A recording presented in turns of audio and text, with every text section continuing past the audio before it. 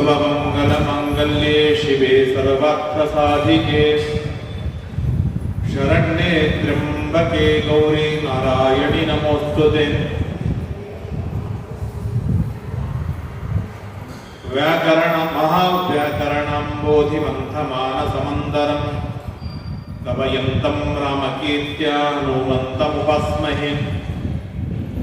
मुख्य प्राणाय भीमाय नमो यस्य भुजान्तरं नानावीर सुवर्णानां निकषाश्मायिकं बभो। स्वान्तस्थानन्तशय्याय पूर्णानन्दगुणार्णसे उत्तुङ्गवाक्तरङ्गाय मध्वदुग्धाब्धये नमः। धर्म विज्ञान वैराग्य परमैश्वर्यशालिनः आनन्दतीर्थ भगवत्पदान् वन्दे निरन्तरम्। नमोस्तु तात्विका देवाः विष्णुभक्तिपरायणाः धर्ममार्गे प्रेरयन्तु भवन्तः सर्व एव हि।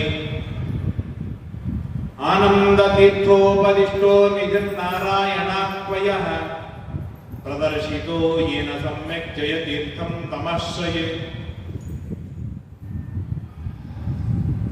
नौमिन्याय सुधादिकृत्यय मुनीन् श्रीपादराट्सन्मणीन् व्यासार्यान् विविधागमाब्धिविहरान् श्रीवादिराजानपि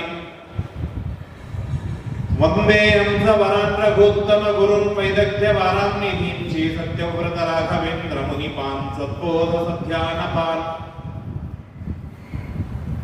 तव संकीर्तनं वेदशास्त्रार्थज्ञानसिद्धये विद्यापीठ विधातान् विद्यावारिधिचन्दिरम् विद्यार्थिवत्सलं वन्दे महामहिमसद्गुरुमापादमौलिपर्यन्तम्। गुरूणामाकृतिं स्मरेत्येन विघ्नाः प्रणश्यन्ति सिद्ध्यन्ति च मनोरथाः। श्रीगुरुभ्यो नमः।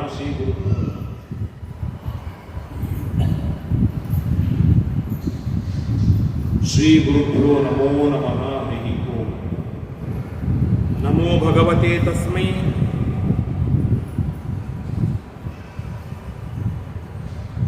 हयायामित तेजसे यस्य प्रसादात् वक्ष्यामि श्रीमद् राम कथामिमाम्। श्रीराम राम रामेति रमे रामे मनोरमे सहस्रनाम तत्तुल्यं रामनाम वरानने। जयत्यजो क्षीण सुखात्मबिम्बः स्वैश्वर्यकान्तिप्रततः सदोदितः सदा सदात्मज्ञनदीभिराप्यः रामावतारो हरिरीशचन्द्रमाः। स्वस्त्यस्तु अशेष सन्मङ्गलानि भवन्तु। ಪರಮ ಮಂಗಲಮಯವಾಗಿರತಕ್ಕಂತಹ ಶ್ರೀಮದ್ ರಾಮಾಯಣದ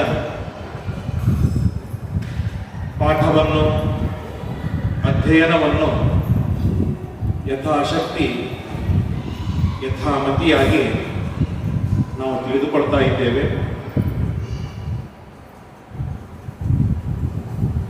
ರಾಮಾಯಣದ ಅಯೋಧ್ಯಾಕಾಂಡ ಬಹಳ ತುಂಬ ಚಿತ್ರ ವಿಚಿತ್ರವಾದ ಸನ್ನಿವೇಶಗಳನ್ನು ತಿಳಿಸಿಕೊಡುವಂತಹ ಸುಂದರವಾದ ಅಯೋಧ್ಯಾಕಾಂಡ. ಒಂದು ಸಣ್ಣದಾಗಿರ್ತಕ್ಕಂಥ ಸ್ವಾರ್ಥ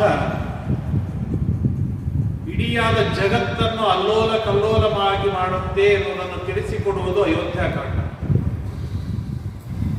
ನನ್ನ ಸವತಿಯಾದ ಕೌಸಲ್ಯ ಮುಂದೆ ನಾನು ಕೈ ಮುಗಿದು ನಿಲ್ಲಬೇಕಾದಂತಹ ಪ್ರಸಂಗ ಬರುತ್ತೆ ಎನ್ನುವ ಒಂದೇ ಒಂದು ಸ್ವಾರ್ಥ ಇಡೀ ಅಯೋಧ್ಯ ಪಟ್ಟಣವನ್ನು ಅಲ್ಲೋಲ ಕಲ್ಲೋಲವಾಗಿ ಮಾಡಿಟ್ಟಿದೆ. ಬರೀ ಅಯೋಧ್ಯೆಯನ್ನು ಮಾತ್ರ ಅಲ್ಲ, ಸಮಗ್ರವಾದ ಜಗತ್ತನ್ನೇ ಅಲ್ಲೋಲ ಕಲ್ಲೋಲವಾಗಿ ಮಾಡಿಟ್ಟಿದೆ. ಅಷ್ಟು ಕೆಟ್ಟದಾಗಿರುವಂತಹದ್ದು ಸ್ವಾರ್ಥ. ಹಾಗಾಗಿಯೇನೆ ನಮ್ಮ ಶಾಸ್ತ್ರದೊಳಗೆ ನಿಸ್ವಾರ್ಥ ಸೇವೆಗೆ ತುಂಬ ಪ್ರಾಶಸ್ತ್ಯವಿದೆ. ಎಲ್ಲಿ ಸ್ವಾರ್ಥ ಬರುತ್ತೋ ಅಲ್ಲಿ ತಾನು ಇಂಪಾರ್ಟೆಂಟ್ ಆಗ್ತಾನೆ. ಎಷ್ಟು ತಾನು ಇಂಪಾರ್ಟೆಂಟ್ ಆಗ್ತಾನೆ ಅಷ್ಟು ತನ್ನ ಪಕ್ಕದವರನ್ನು ಝಾಡಿಸಿ ಒದಿಯುವುದಕ್ಕೂ ಕೂಡ ಬೇರೆ ಏನೂ ವಿಚಾರ ಮಾಡುವುದಿಲ್ಲ. ಯಾವ ಸಂಕೋಚವಿಲ್ಲದೇನೆ ಅವರನ್ನು ಎಡಗೈಯಿಂದ ಪಕ್ಕದಲ್ಲಿ ಸರಿಸಿ ಹಾಕಿಬಿಡ್ತಾನೆ. ಇದು ಅದರಿಂದ ಎಷ್ಟು ಪೀಡೆಯಾಗಬಹುದು, ಎಷ್ಟು ಅಲ್ಲೋಲ ಕಲ್ಲೋಲವಾಗಬಹುದು, ಜಗತ್ತಿನೊಳಗೆ ಏನೆಲ್ಲ ಪರಿಸ್ಥಿತಿಗಳು ಉಂಟಾಗಬಹುದು, ಯಾವುದು ವಿಚಾರವನ್ನು ಮಾಡುವುದಿಲ್ಲ. ನನಗೆ ನಾನು ನನ್ನ ಸ್ವಾರ್ಥ ಬಹಳ ಮುಖ್ಯವಾಗಿ ಬಿಡ್ತದೆ. ಆ ಒಂದು ಸಣ್ಣದಾಗಿರ್ತಕ್ಕಂಥ ಸ್ವಾರ್ಥ ನಿರ್ದೋಷಿಯಾದ ಏನೂ ತಪ್ಪು ಜೀವನದೊಳಗೆ ತಪ್ಪೇ ಮಾಡದೇ ಇರುವಂತಹ ರಾಮನಿಗೆ 14 ವರ್ಷದ ಘೋರವಾದ ವನವಾಸವಾಗುವಂತಹ ಪ್ರಸಂಗ ಬಂತು. ಯಾಕೆ ಪ್ರಸಂಗ ಬಂತು ಅಂದ್ರೆ ಕೇವಲ ಸ್ವಾರ್ಥ. 10, 12, 14, 15 ವರ್ಷದ ಪುಟ್ಟದಾಗಿರ್ತಕ್ಕಂಥ ಗೃಹಿಣಿ ಸೀತೆ, ಆ ಸೀತೆ ಅವಳಿಗೇನು ಸಂಬಂಧವಿಲ್ಲ, ಹಿಂದಿಲ್ಲ ಮುಂದಿಲ್ಲ, ಏನು ಗೊತ್ತಿಲ್ಲ. ಅಂತಹ ಸೀತೆ ವನದಲ್ಲಿ ಇರಬೇಕಾದ ಪ್ರಸಂಗ ಬಂತು. ಯಾಕೆ ಬಂತು? ಸ್ವಾರ್ಥಕ್ಕಾಗಿ ಬಂತು. ಸಜ್ಜನರಿಗೆ, ಸದಾಚಾರಿಗಳಿಗೆ ಎಲ್ಲಾದರೂ ಪೀಡೆಯಾಗಿದೆ ಅಂತಂದರೆ ಅದು ಕೇವಲ ಸ್ವಾರ್ಥದಿಂದಲೇ ಪೀಡೆಯಾಗಿರುತ್ತೆ. ಪಾಂಡವರು ವನಕ್ಕೆ ಹೋದರು, ಪಾಂಡವರು ರಾಜ್ಯ ಕಳೆದುಕೊಂಡರು, ದ್ರೌಪದಿಗೆ ಅವಮಾನವಾಯಿತು. ಇದೆಲ್ಲದರ ಹಿಂದೆ ಏನಿದೆ? ಪಾಂಡವರ ರಾಜ್ಯ ನನಗೆ ಬರಬೇಕು ಎನ್ನುವ ಒಂದೇ ಒಂದು ಸ್ವಾರ್ಥಕ್ಕಾಗಿ ಸಮಗ್ರವಾಗಿರ್ತಕ್ಕಂಥ 18 ಅಕ್ಷೋಹಿಣಿ ಸೈನ್ಯ ನಾಶವಾಗುವಂತಹ ಪ್ರಸಂಗ ಬರ್ತದೆ. ಹಾಗಾಗಿ ಅತ್ಯಂತ ಕೆಟ್ಟದಾಗಿರುವಂತಹದ್ದು, ಅತಿ ಘೋರವಾಗಿರುವಂತಹದ್ದು ಜಗತ್ತಿನೊಳಗೆ ಯಾವುದಾದ್ರೂ ಇದೆ ಅಂತಂದರೆ ಅದು ಕೇವಲ ಸ್ವಾರ್ಥ. ಹಾಗಾಗಿ ಆ ಸ್ವಾರ್ಥಕ್ಕೆ ಬಲಿಬಿದ್ದ ದಶರಥ ತನ್ನ ಕೈಗಳನ್ನು ತಾನು ಕಟ್ಟಿ ಹಾಕಿಕೊಂಡ. ಬಿಸಿ ತುಪ್ಪ ನುಂಗುವ ಹಾಗಿಲ್ಲ, ಉಗುಳುವ ಹಾಗಿಲ್ಲ. ಆ ದುರವಸ್ಥೆಯೊಳಗೆ ಜೀವವಿರುವ, ಕೇವಲ ಶ್ವಾಸೋಚ್ಛ್ವಾಸ ಉಳುವ ವ್ಯಕ್ತಿ ಬಿದ್ದ ಹಾಗೆ ಕೋಮಾದೊಳಗೆ ಬಿದ್ದಿದ್ದಾನೆ ದಶರಥ ಮಹಾರಾಜ.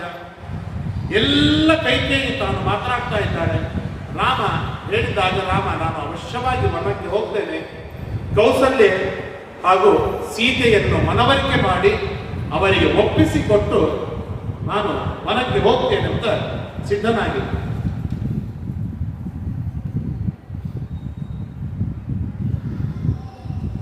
ಇಷ್ಟು ಆಗ್ತಾ ಇರುವಾಗ ಕೌಸಲ್ಯ ಸಾಕಷ್ಟು ಮಾತುಗಳನ್ನು ಹೇಳ್ತಾಳೆ. ಹೇಳಿದ ಮೇಲೆ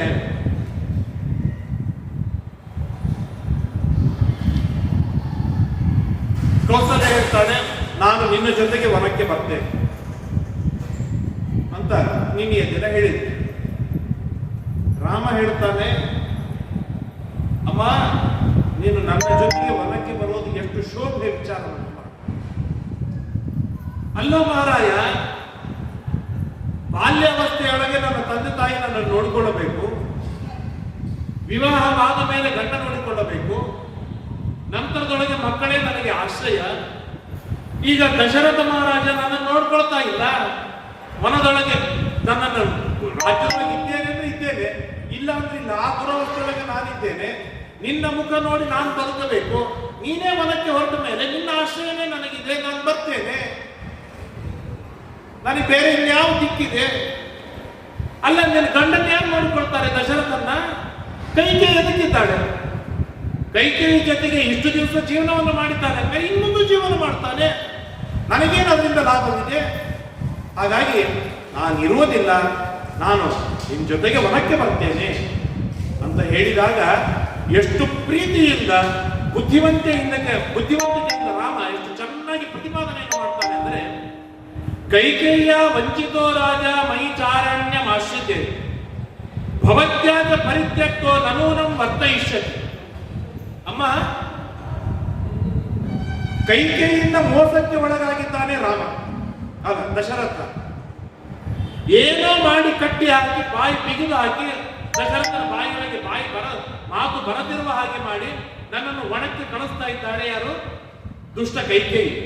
ಹಾಗಾಗಿ ಕೈಕೇಯಿಯಿಂದ ಮೋಸಕ್ಕೆ ಒಳಗಾದ ದಶರಥ.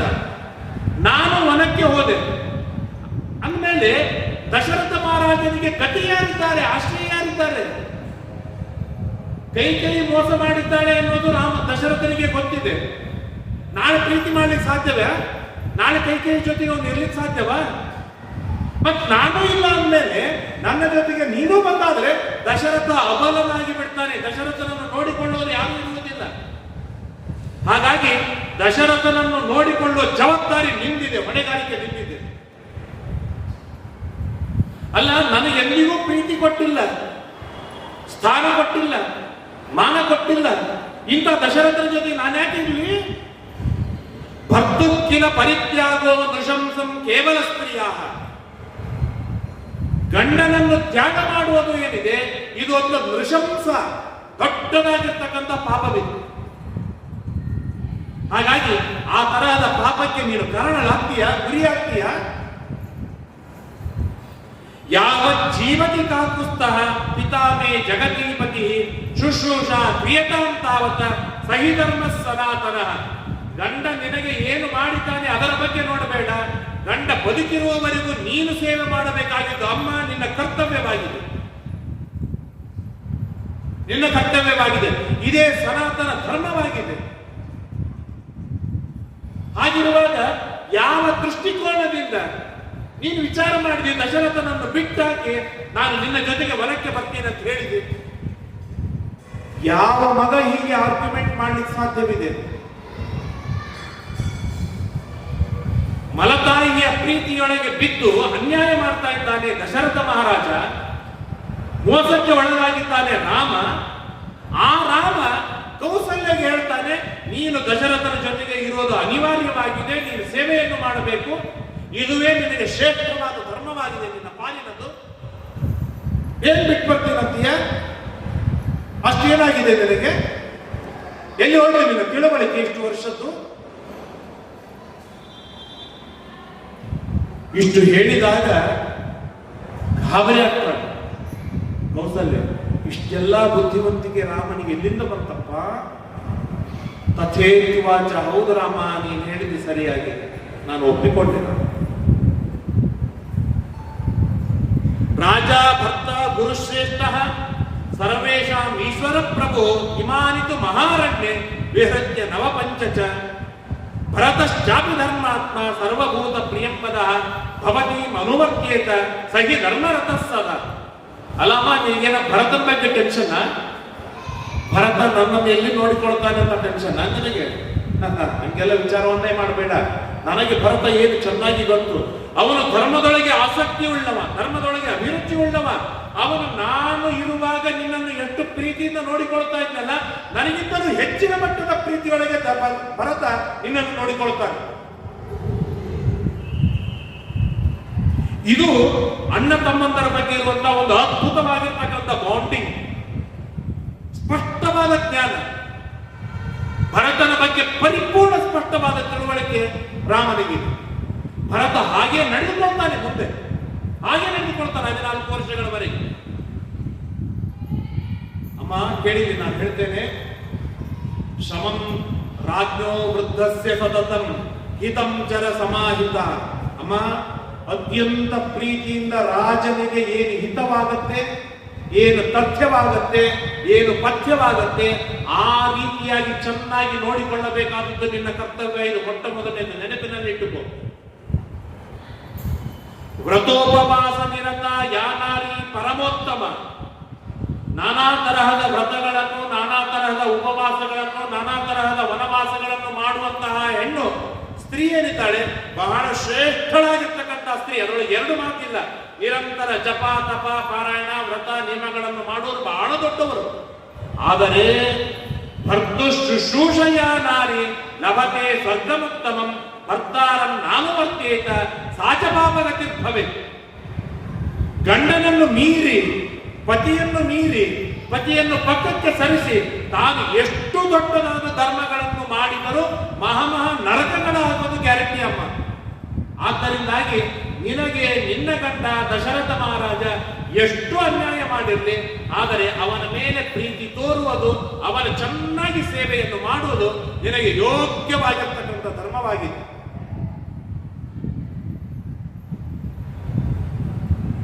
ಭಕ್ತು ಶುಶ್ರೂಷಯ ನಾರಿ ಲಭತೆ ಸ್ವರ್ಗಮುತ್ತಮಂ. ಗಂಡನ ಸೇವೆಯಿಂದ, ಪತಿ ಸೇವೆಯಿಂದ ದೊಡ್ಡದಾದ ಬಗ್ಗೆ ದಾಸರು ಹೇಳ್ತಾರೆ. ಪತಿ ಸೇವೆ ಮಾಡುವಂತಹ ಸ್ತ್ರೀಯರ ಮಹಿಮೆ ಏನು ಅನ್ನೋದು ದಾಸರ ಬಾಯಿಯೊಳಗೆ ಕೇಳಬೇಕು.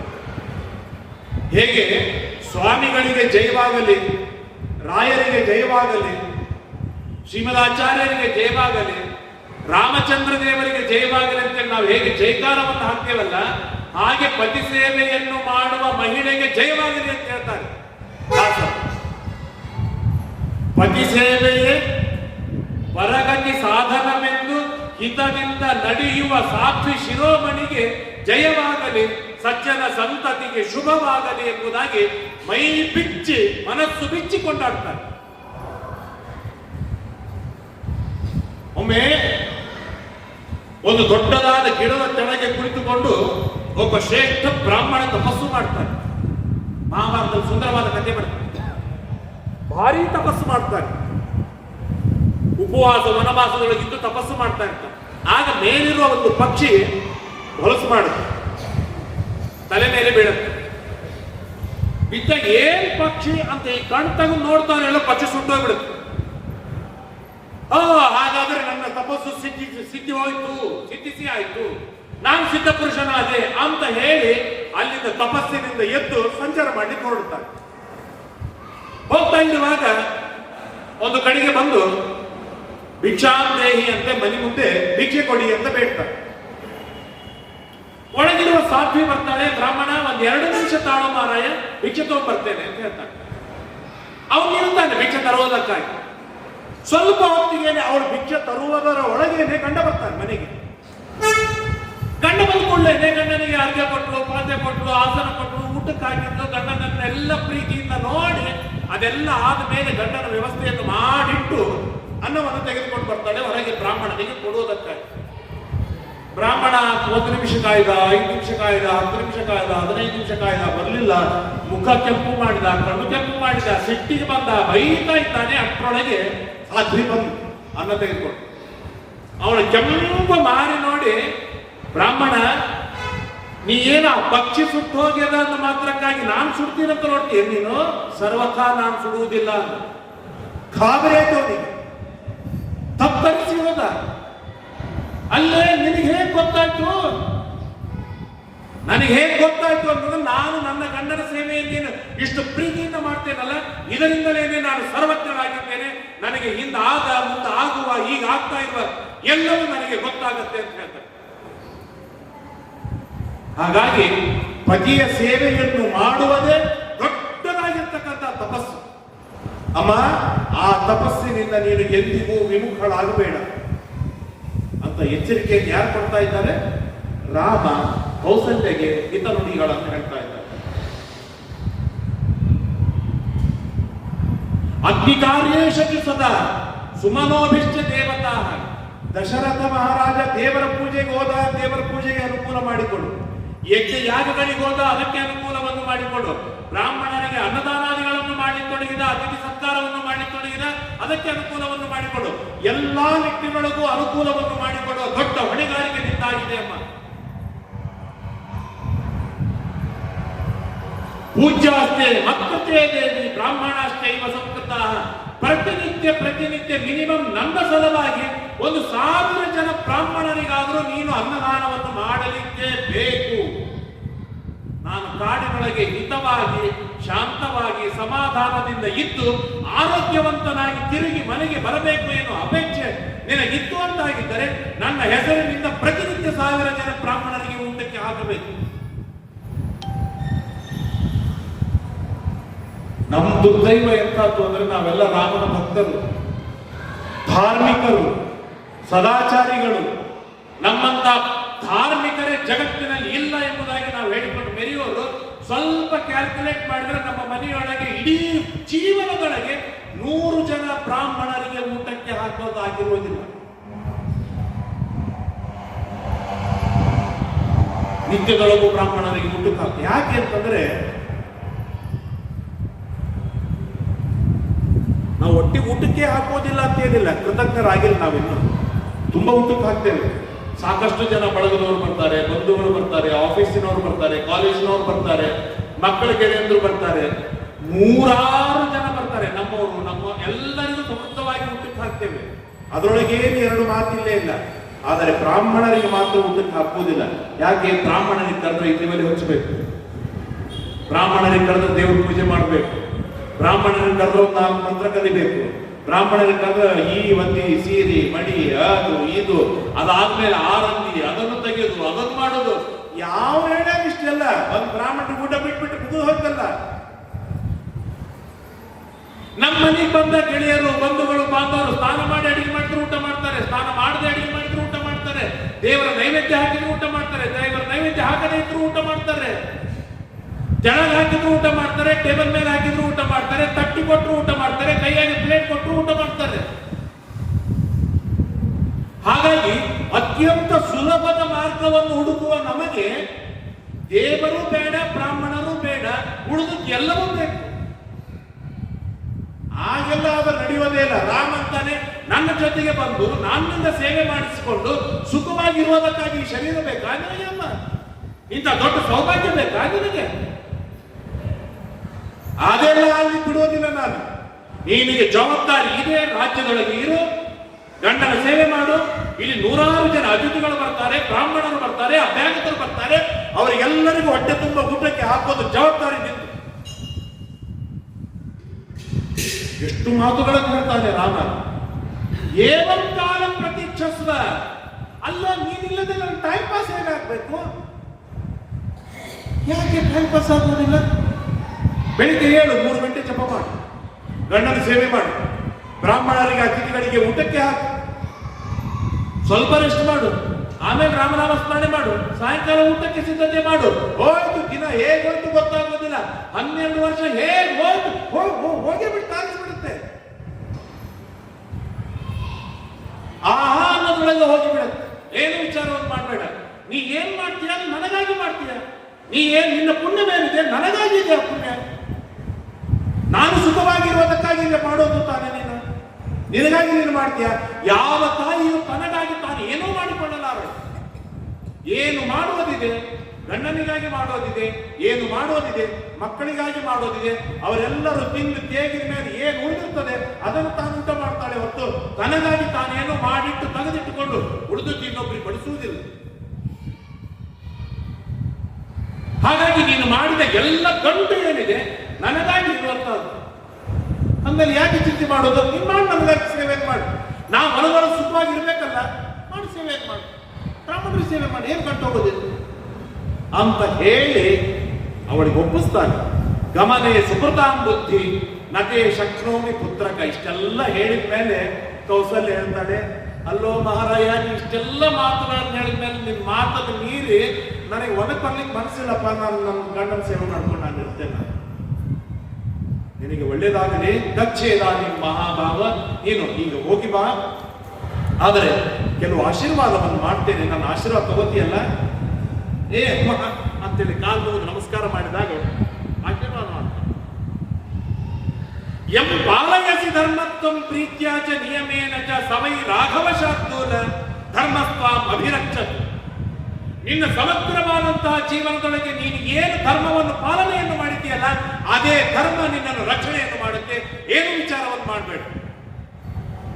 ಅದ್ಭುತವಾಗಿರ್ತಕ್ಕಂಥ ಮಾತು. ಎಂ ಪಾಲಯಸಿ ಧರ್ಮತ್ವಂ ಪ್ರೀತ್ಯಾಚ ನಿಯಮೇನ ಚ ಸವೈ ರಾಘವ ಶಾರ್ದೂಲ ಧರ್ಮಸ್ವಾಂ ಅಭಿರಕ್ಷತು. ನೀನು ನಿನ್ನ ಹುಟ್ಟಿದಾಗಿನಿಂದ ಏನು ಧರ್ಮವನ್ನು ಚೊಕ್ಕಾಗಿ ಪರಿಪಾಲನೆಯನ್ನು ಮಾಡಿಕೊಳ್ತಾ ಬಂದಿದೆಯಾ, ಆ ಧರ್ಮ ನಿನ್ನನ್ನು ಎಂದಿಗೂ ಕೈ ಬಿಡಲಾರದು. ಹಾಗಾಗಿ ಅತ್ಯಂತ ಘೋರವಾದ ಕಾಡಿಗೆ ಹೋದಾಗಲೂ ಅವನಿಗೆ ಪೀಡೆ ಆಗಲಿಲ್ಲ. ಸೀತೆಯನ್ನು ರಾವಣ ಅಪಹಾರ ಮಾಡಿಕೊಂಡು ಹೋಗಿದ್ದರೂ ಕೂಡ ಸೀತೆಯನ್ನು ಮುಟ್ಟಲಿಕ್ಕೂ ರಾವಣನಿಗೆ ಆಗಿಲ್ಲ. ಭಾರಿ ಭಾರಿ ದೈತ್ಯರು ರಾಕ್ಷಸರು ದಾಳಿ ಮಾಡಿದರು, ರಾಮನಿಗೆ ಏನೂ ತೊಂದರೆಯಾಗಿಲ್ಲ. ಲಕ್ಷ ಕೋಟಿ ರಾಕ್ಷಸರು ರಾಮನ ಎದುರಿಗೆ ಯುದ್ಧಕ್ಕೆ ಬಂದರು, ರಾಮನಿಗೆ ಏನೂ ಪೀಡೆಯಾಗಲಿಲ್ಲ. ಸುಖವಾಗಿ ತಾನು ರಾಜ್ಯಕ್ಕೆ ಮರಳಿ ಬಂದ. ಯಾಕೆ ಬಂದ ಅಂತಂದ್ರೆ ತಾನು ಮಾಡಿದ ಧರ್ಮ ಅವರನ್ನು ಎಲ್ಲ ಕಡೆಗೂ ಬಿಡದೆ ರಕ್ಷಣೆಯನ್ನು ಮಾಡಿತು. ರಾಮನಿಗೆ ಹಣವಿಲ್ಲ, ರಾಮನಿಗೆ ಕುಲವಿಲ್ಲ, ರಾಮನಿಗೆ ಸೈನ್ಯವಿಲ್ಲ, ರಾಮನಿಗೆ ರಾಜ್ಯವಿಲ್ಲ, ರಾಮನಿಗೆ ಉಡುವುದಕ್ಕೆ ನಾರು ಬಟ್ಟೆ ಬಿಟ್ಟು ಕಾಟನ್ ಬಟ್ಟೆ ಇನ್ನೊಂದಿಲ್ಲ. ಗಟ್ಟಿ ಗೆಣಸುಗಳು ಬಿಟ್ಟು ತಿನ್ನುವುದಕ್ಕೆ ಅನ್ನ ಮೊದಲಾದದ್ದು ವೈಭವದ ಅಡಿಗೆ ಇಲ್ಲ. ಇಷ್ಟೆಲ್ಲ ದುರವಸ್ಥೆಯೊಳಗೆ ಇದ್ದಾಗಲೂ ಕೂಡ ರಾಮನಿಗೆ ಮಲಗುವುದಕ್ಕೆ ಹಾಸಿಗೆ ಇಲ್ಲ. ಇಷ್ಟೆಲ್ಲ ವಿಪರೀತವಾದ ಅವಸ್ಥೆಗಳು ಎದುರಿಗಿದ್ದಾಗಲೂ ಕೂಡ ರಾಮನಿಗೆ ಕಿಂಚಿತ್ತೂ ದುಃಖವಾಗಿಲ್ಲ, ಕಿಂಚಿತ್ತೂ ಪೀಡೆಯಾಗಿಲ್ಲ. ಸುಖವಾಗಿ ರಾಮ 14 ವರ್ಷ ವನವಾಸ ಮುಗಿಸಿಕೊಂಡು ಹೋಗುವಾಗ ಹೇಗೆ ಗುಂಡುಗುಂಡಕ್ಕಾಗಿದ್ದ, 14 ವರ್ಷ ಮುಗಿದು ತಿರುಗಿ ಬಂದಾಗ ಹಾಗೆ ಗುಂಡುಗುಂಡಕ್ಕಾಗಿಯೇ ರಾಮ ಬರಬೇಕು ಅಂತಂದ್ರೆ ಹೇಗೆ ರಾಮ ಸುಖವಾಗಿ ಇದ್ದ?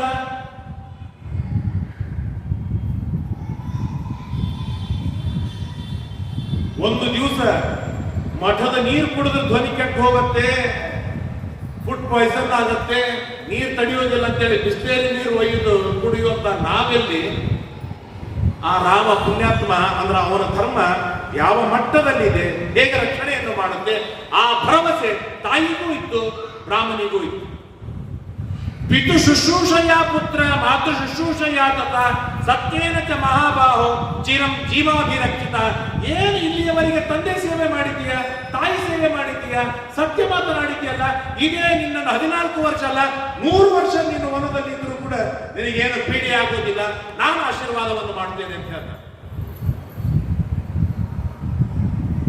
ಈ ರೀತಿಯಾಗಿ ನಾವು ಆಶೀರ್ವಾದ ಮಾಡಬೇಕು ಅಂತಂದ್ರೆ ಅಟ್ಲೀಸ್ಟ್ ನಮಗೆ ನಮಸ್ಕಾರ ಆದ್ರೂ ಮಾಡಿರ್ಬೇಕು. ಸೇವೆ ಮಾಡೋದು ಬೇಕಾಗಿಲ್ಲ, ಮಕ್ಕಳು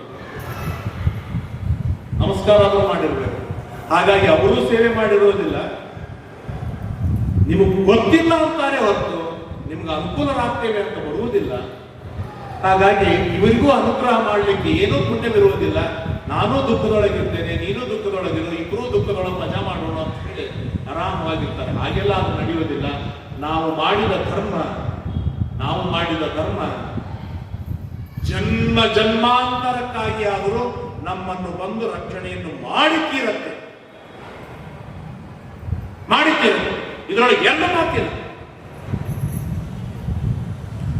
ಇವತ್ತು ನಾನು ದೇವರ ಪೂಜೆ ಮಾಡಿ ದೇವರಿಗೆ ಅನ್ನ ಕೊಟ್ಟು ನೈವೇದ್ಯ ಮಾಡಿಲ್ಲ, ಆದರೂ ನನಗೆ ಯಾಕೆ ಅನ್ನ ಕೊಟ್ಟಿದ್ದಾರೆ ದೇವರು? ಯಾಕೆ ಕೊಟ್ಟಿದ್ದಾರೆ ದೇವರು? ಹಿಂದೆ ಯಾವುದೋ ಜನ್ಮದೊಳಗೆ ಒಂದು ತುತ್ತು ಅನ್ನ ದೇವರಿಗೆ ನೈವೇದ್ಯ ಮಾಡಿದ್ದಕ್ಕಾಗಿ ಕೊಟ್ಟದನ್ನು ಅನಂತ ಮಣಿ ಮಾಡಿ ಕೊಡುವ ಎನ್ನುವ ರೂಲ್ಸ್ ಅನ್ನು ತಾನು ಒಪ್ಪಿಕೊಂಡಿದ್ದಾನೆ ದೇವ. ಆದ್ದರಿಂದಾಗಿ ಇವತ್ತು ನಮಗೆ ಶುದ್ಧವಾದ ಅನ್ನ ಕೊಡ್ತಾ ಇದ್ದಾನೆ. ಇವತ್ತು ನಾವು ದೇವರಿಗೆ ಅನ್ನವನ್ನು ನೈವೇದ್ಯ ಮಾಡದಿದ್ರೆ ಎಷ್ಟೋ ಜನರ ಹಾಗೆ ದೇವರ ನೈವೇದ್ಯದ ಅನ್ನ ಜೀವನದೊಳಗೆ ಬೀಳದೇ ಇರುವಾಗೆ ಯಾವುದೋ ಅನ್ನವನ್ನು ತಿಂದು ಜೀವನವನ್ನು ಮಾಡುವ ದುರ್ಧರವಾದ ಪ್ರಸಂಗ ನಮಗೆ ಬಂದಿದೆ. ನಾವು ಮಾಡುವ ಸಣ್ಣ ಪುಟ್ಟ ಧರ್ಮಗಳು ಕೂಡ ಬಹಳ ಬೇಡ. ನಮ್ಮ ಅಜ್ಜಂದರಿಗೆ, ನಮ್ಮ ಅಪ್ಪಂದರಿಗೆ, ನಮ್ಮ ಮುತ್ತಜ್ಜಂದರಿಗೆ ಈ ತರಹದ ಪಟ್ಟಿಗಳು ಇರ್ತಿದ್ದಿಲ್ಲ. ಬಹಳ ದೂರ ಹೋಗೋದು ಬೇಡ. ಒಂದೇ ಗೋತ್ರ ಎಷ್ಟು ದಿನ ಹುಟ್ಟಿದ್ರು ಗೊತ್ತಿಲ್ಲ, ಹರಿದದ್ದು ಅಲ್ಲಲ್ಲೆಲ್ಲ ಗಂಟು ಹಾಕಿ ಹುಟ್ಟುಕೊಳ್ಳುವವರನ್ನು ನಾವು ನೋಡಿದ್ದೇವೆ. ನೀವು ನಮಗಿಂತ ಹಿರಿಯರು, ನೀವೆಲ್ಲರೂ ನೋಡಿ ಅನುಭವಿಸಿದವರು. ಅಂತಹ ವಿಪರೀತವಾದ ಪರಿಸ್ಥಿತಿಯೊಳಗೂ ಅವರು ಧರ್ಮವನ್ನು ಬಿಡಲಿಲ್ಲ. ಇವತ್ತು ನಮಗೆ ಸಮೃದ್ಧಿ ಅಂತಂದ್ರೆ ತುಂಬಿ ತುಳುತ್ತಾ ಇದೆ. ಎಲ್ಲಾ ತರಹದಿಂದಲೂ ಸಮೃದ್ಧಿ ಇದೆ. ದಿನ ಹೋಗಿ 2-2 ಕಿಲೋಮೀಟರ್ ದೂರದಿಂದ ಹೋಗಿ ನೀರು ತರ್ತಿದ್ರು. ಇವತ್ತು ನಮ್ಮ ಮನೆಯೊಳಗೆ ನೀರು ಬರುತ್ತೆ. ದೊಡ್ಡ ಊರಿಗೆ ಹೋಗಿ ಬಂದ್ರೆ ಹಣ್ಣು ತರ್ತಾರೆ ಅಂತ ಬಾಯಿ ತಕೊಂಡು ಕೂಡ್ತಿತ್ತು. ಇವತ್ತು ಮನೆಯೊಳಗೆ ಹಣ್ಣು ಬಿದ್ದು ಕೊಡಿತಾ ಇವೆ. ದುಡ್ಡಂತೂ ಇರ್ತಿದ್ದೇ ಇಲ್ಲ ದುಡ್ಡಂತೂ. ಈ ತರಹದ ವಿಪರೀತವಾದ ಪರಿಣಾಮಗಳೊಳಗೆ ತಿಂಗಳ 2-3 ಜನ ಬ್ರಾಹ್ಮಣರಿಗೆ ಊಟಕ್ಕೆ ಹಾಕ್ತಿದ್ರು. ನಿತ್ಯ ದೇವರ ಪೂಜೆ ತಪ್ಪಿಸ್ತಿದ್ದಿಲ್ಲ. ಮನೆಯೊಳಗೆ ಒಬ್ರು ಪೀಡೆ ಪಟ್ಟರು, ಕಷ್ಟಪಟ್ಟರು, ಊಟಕ್ಕೆ ಹಾಕದೆ ಊಟವಿಲ್ಲದೆ ಸತ್ರು ಅಂತ ಆಗ್ತಿದ್ದಿಲ್ಲ. ಅವ್ರೆಲ್ಲರಿಗೂ ಎಷ್ಟು ಬೇಕೋ ಅಷ್ಟು ಸಮೃದ್ಧಿಯನ್ನು ನೋಡ್ಕೊಳ್ತಿದ್ರು. ಯಾಕೆ ಅಂತಂದ್ರೆ ಇದು ಧರ್ಮದ ಜವಾಬ್ದಾರಿ. ನಾನು ಧರ್ಮ ಮಾಡಿದ್ದೇನೆ ಅಂದ್ಮೇಲೆ ನನ್ನನ್ನು ರಕ್ಷಣೆಯನ್ನು ಮಾಡುವ ಪೂರ್ಣ ಹೊಣೆಗಾರಿಕೆ ಧರ್ಮಕ್ಕೆ ಇದೆ. ಆ ಮಾತನ್ನು ಕೌಸಲ್ಯ ಹೇಳ್ತಾಳೆ, ಎಂ ಪಾಲಯಸಿ ಧರ್ಮತ್ವ ಪ್ರೀತ್ಯಾಚ ನಿಯಮೇನ ಚ. ಮಾಡುವ ಧರ್ಮ ಅದು ಪ್ರೀತಿಯಿಂದ ಮಾಡಬೇಕು. ಇದು ಎರಡನೇ. ನಾನು ದೇವರ ಪೂಜೆ ಮಾಡ್ತೇನೆ. ಯಾಕೆ ದೇವರ ಪೂಜೆ ಮಾಡೋದು? ಮನೆಯೊಳಗೊಬ್ಬ ಅಜ್ಜಿ ಇದ್ದಾರೆ, ಅವ್ರಿಗೆ ತೀರ್ಥ ಕೊಡಬೇಕಾಗಿದೆ. ಅಂದ್ರೆ ಅದೊಂದು ತೀರ್ಥ ಕೊಡ್ಲಿಕ್ಕೆ ಪೂಜೆನ?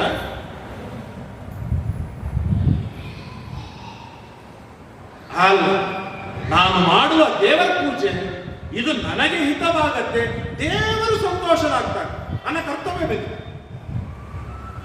ಅಂತ ಪ್ರೀತಿಯಿಂದ ಮಾಡುವುದು ಒಂದಾದರೆ, ಎರಡನೇದು ನಿಯಮೇನ ಮಾಡುವುದು. ಆಯ್ತು ಆಚಾರ್ಯ, ಇವತ್ತು ನೀವು ಬಂದಿರಿ, ನೀವೇ ಪೂಜೆ ಮುಗಿಸ್ಬಿಡಿ, ನಾಳೆ ನಾ ಮಾಡೋದಿದ್ದೇ ಇರ್ತದೆ. ದೊಡ್ಡವ್ರು ಬಂದಿರಿ, ನಿಮ್ ಕೈ ಪೂಜೆ ಆಗ್ಬೇಕು. ಅರೇ, ನಮ್ ಕೈ ಪೂಜೆ ಆಗ್ಬೇಕು, ನೀನ್ ಯಾಕೆ ಪೂಜೆ ಬಿಡ್ತಿ? ನಿಮ್ ಕೈ ಪೂಜೆ ಆಗ್ಬೇಕಂದ್ರೆ ಇವತ್ತು ನನಗೊಂದು ದಿವಸ ರೆಸ್ಟ್ ಸಿಗತ್ತೆ. ಹಾಗೆಲ್ಲ ಒಂದು ನಿಯಮವಿರಬೇಕು, ಇನ್ನೊಂದು ಮಾಡುವ ಧರ್ಮದೊಳಗೆ ಪ್ರೀತಿ ಇರಬೇಕು. ಅದು ಯಾವುದೇ ಧರ್ಮವನ್ನು ಮಾಡಲಿ, ಅತಿ ಸಣ್ಣ ಧರ್ಮವನ್ನು ಮಾಡಲಿ, ಅತಿ ದೊಡ್ಡ ಧರ್ಮವನ್ನು ಮಾಡಲಿ, ಆ ಧರ್ಮದೊಳಗೆ ಪ್ರೀತಿ ಇರಬೇಕು.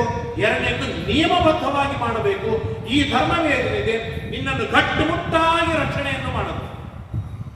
ಪ್ರೀತಿಯಾಚ ನಿಯಮೇನಚ ಸಭೈ ರಾಘವ ಶಾರ್ದೂಲ ಧರ್ಮಸ್ವಾಂ ಅಭಿರಕ್ಷತು.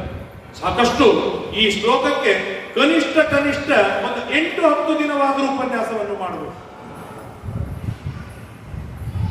ಅಷ್ಟೆಲ್ಲ ವಿಷಯಗಳನ್ನು ಈ ಶ್ಲೋಕದೊಳಗೆ ನಮಗೆ ತಿಳಿಸಿಕೊಡ್ತಾರೆ.